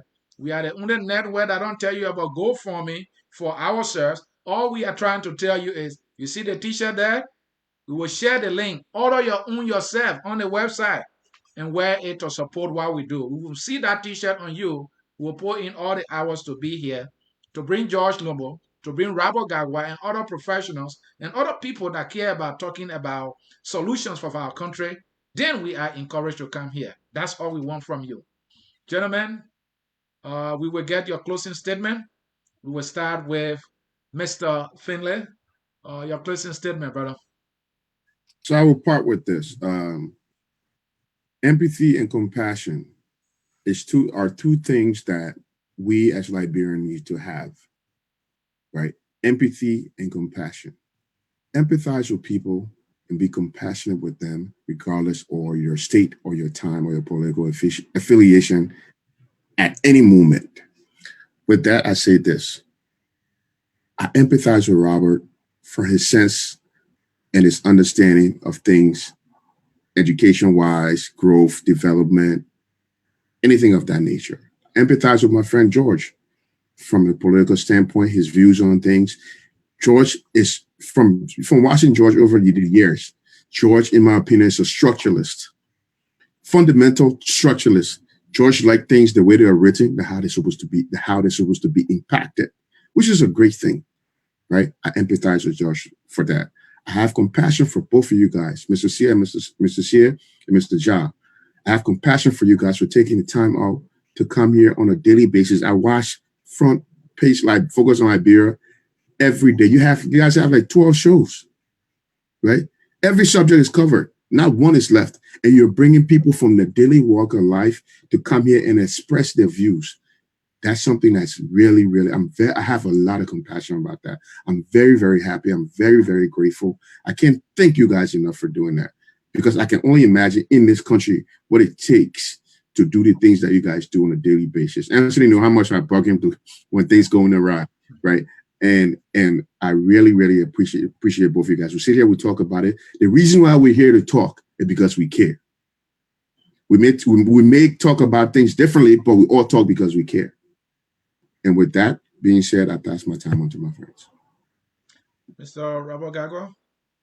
Thank you. I think Desmond, you spoke well. You're a brother. I've known you for a while, and I respect you tremendously, even though we may share different opinions on the issues. So is George. People don't understand. George and I disagree fiercely, but he will pick up the phone and call me, and you start laughing. And I said, George, people have to listen to you very carefully, because when George speaks, you got to listen to George. He's almost like Charles Taylor. Charles Taylor can talk all this sweet talk, and they're not, but you got to listen to the content, what he's saying. And so, look, I would like to extend my thanks and appreciation to you guys for the invitation. I'm not new to this show. Thank you for always extending the invitation. And I'm going to get a shirt. I want two shirts. I want to place 2 orders for that, because I think this platform is the only platform that one of the platforms that provides that it's very informative information. And it, like Desmond says, covers all issues, range of issues. And so I want us to continue that. But I want to part with this. I think that Liberia is a country with many issues. We have infrastructure issues to address. We have institutional issues to address. Of course, we have rape issues to address. We have educational issues to address. We have all of these issues. We have economic disparity issues to address. But given what we see in our country today, America, we want to say that this country has afforded me great opportunities. I've gotten great education. I work a great job. I can take care of my family. I can give back to my country. But when you look at all of what this country, America, what we see today with racial discrimination in this country, I think it's about time Liberia looks at how do we embrace who we are? There's this sense of this identity crisis that I think that we're fighting ourselves with. Look at countries like Ghana, Kenya, and other places. These people are embracing their culture. They are embracing who they are, and they are leading independently. Liberia continues to go with this whole story that we heard back in the day of us being America's stepchild. We have to embrace who we are. We have to embrace our culture. We have to educate our kids on who we truly are as a people, as a nation, and as a country. And so I would suggest, like I said earlier, after we have addressed all of these different issues, I think it's time that we start looking at redesigning our flag. We are not America's stepchild. It's time in this century, in my lifetime, that not only we see a nation that represents our culture, our belief, what makes us unique, but we see a country that stands on its own when it comes to leadership and everything else in the world. May God bless you, and may God bless our country, Liberia. Thank you. Thank you. And Robert, welcome. The whole of July will be Liberia's Heritage Month, and keep it set at focus on Liberia. You're going to hear it all. Mr. Lobbo. Tonight, I want to begin first and foremost by saying thanks to all our viewers, to those of you who agree and disagree with me, to our brothers and sisters in Liberia for being up this time to follow this show. We want to say thank you. As your government continuing to make things difficult for you folks, you continue to follow, to listen, to provide suggestions. I want to say one thing. These are difficult times in the world and that of in our own country. But regardless of what happened, we can make a difference. And I take this as a challenge to every young man that is incumbent upon us to be able to do what is right, to be able to move our country forward. Having said that, I want to take this time to say thanks to our first responder in our country, to all our health workers, to the many Liberians that continue to run the services to our people during the critical time.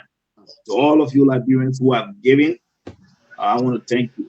Sure. All of you who have taken from your pockets in America to contribute to different initiatives back home, I want you to know that I appreciate your effort and we are grateful.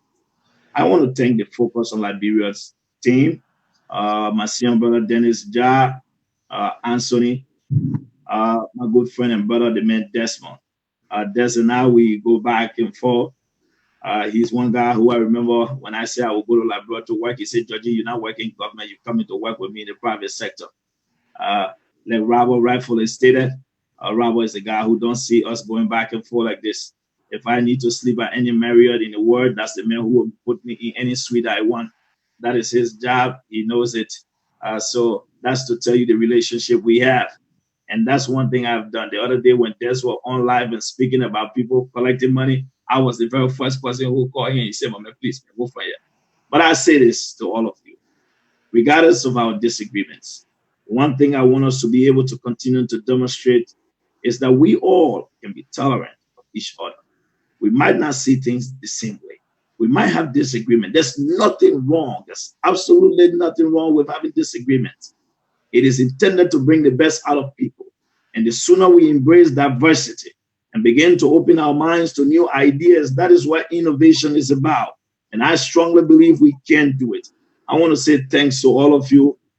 Thanks to the callers, those who made recommendations, those of you who pointed out some of the things we said that were not right. I want to say thank you. Thank you. And Dennis and Anthony, thanks to all of you guys. It's a pleasure to be here. May God save our republic. Thank you.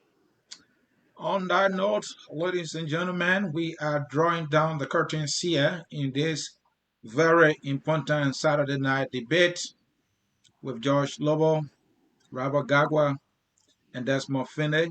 My name is Anthony Sear. I have been hosting with Mr. Dennis. I want to leave you with this. And that word is leadership. It's a very, very expensive word. It's a very lucrative word, very sensitive. When you know it, when you do it, when you do it to the best of your ability, you tend to move mountains. Someone told me it's lacking in Liberia. I'm trying to find that guy who knows the meaning of that word leadership. It's that George Lobbo. In whatever way he can. It's that Robert Garguah. In whatever way he can on the humanitarian side. Or is that Desmond? In whatever way he can in the area of free thinking and proffering ideas. Don't ask me. That's not my area. My area is to sit here by my big brother Dennis Job and bring people here to talk about the issues. But I know Dennis is a leader, but maybe some people don't see him. What I'm trying to tell you is, what do we need as a country? Mr. Job. On that note, we want to say thanks to our panelists first, also to our viewers across the globe. Thank you for all your support, that you continue to watch our programs here, continue to support us for ideas. Everything that we do on Focus on Liberia is not just from us. We have our previous guests and other friends who we bounce things off of, and they continue to tell us and steer us in the right direction. From the bottom of our heart, we want to say thank you so much for your support. At this time, on behalf of all of us, our Chief Administrative Officer, Daniel Nonkos Gushal, our project, our guest relations manager, Stephanie Setro, and all of us here at Focus on Liberia want to say thanks for watching. Good night, and may God richly bless you. Thank you. We all love you.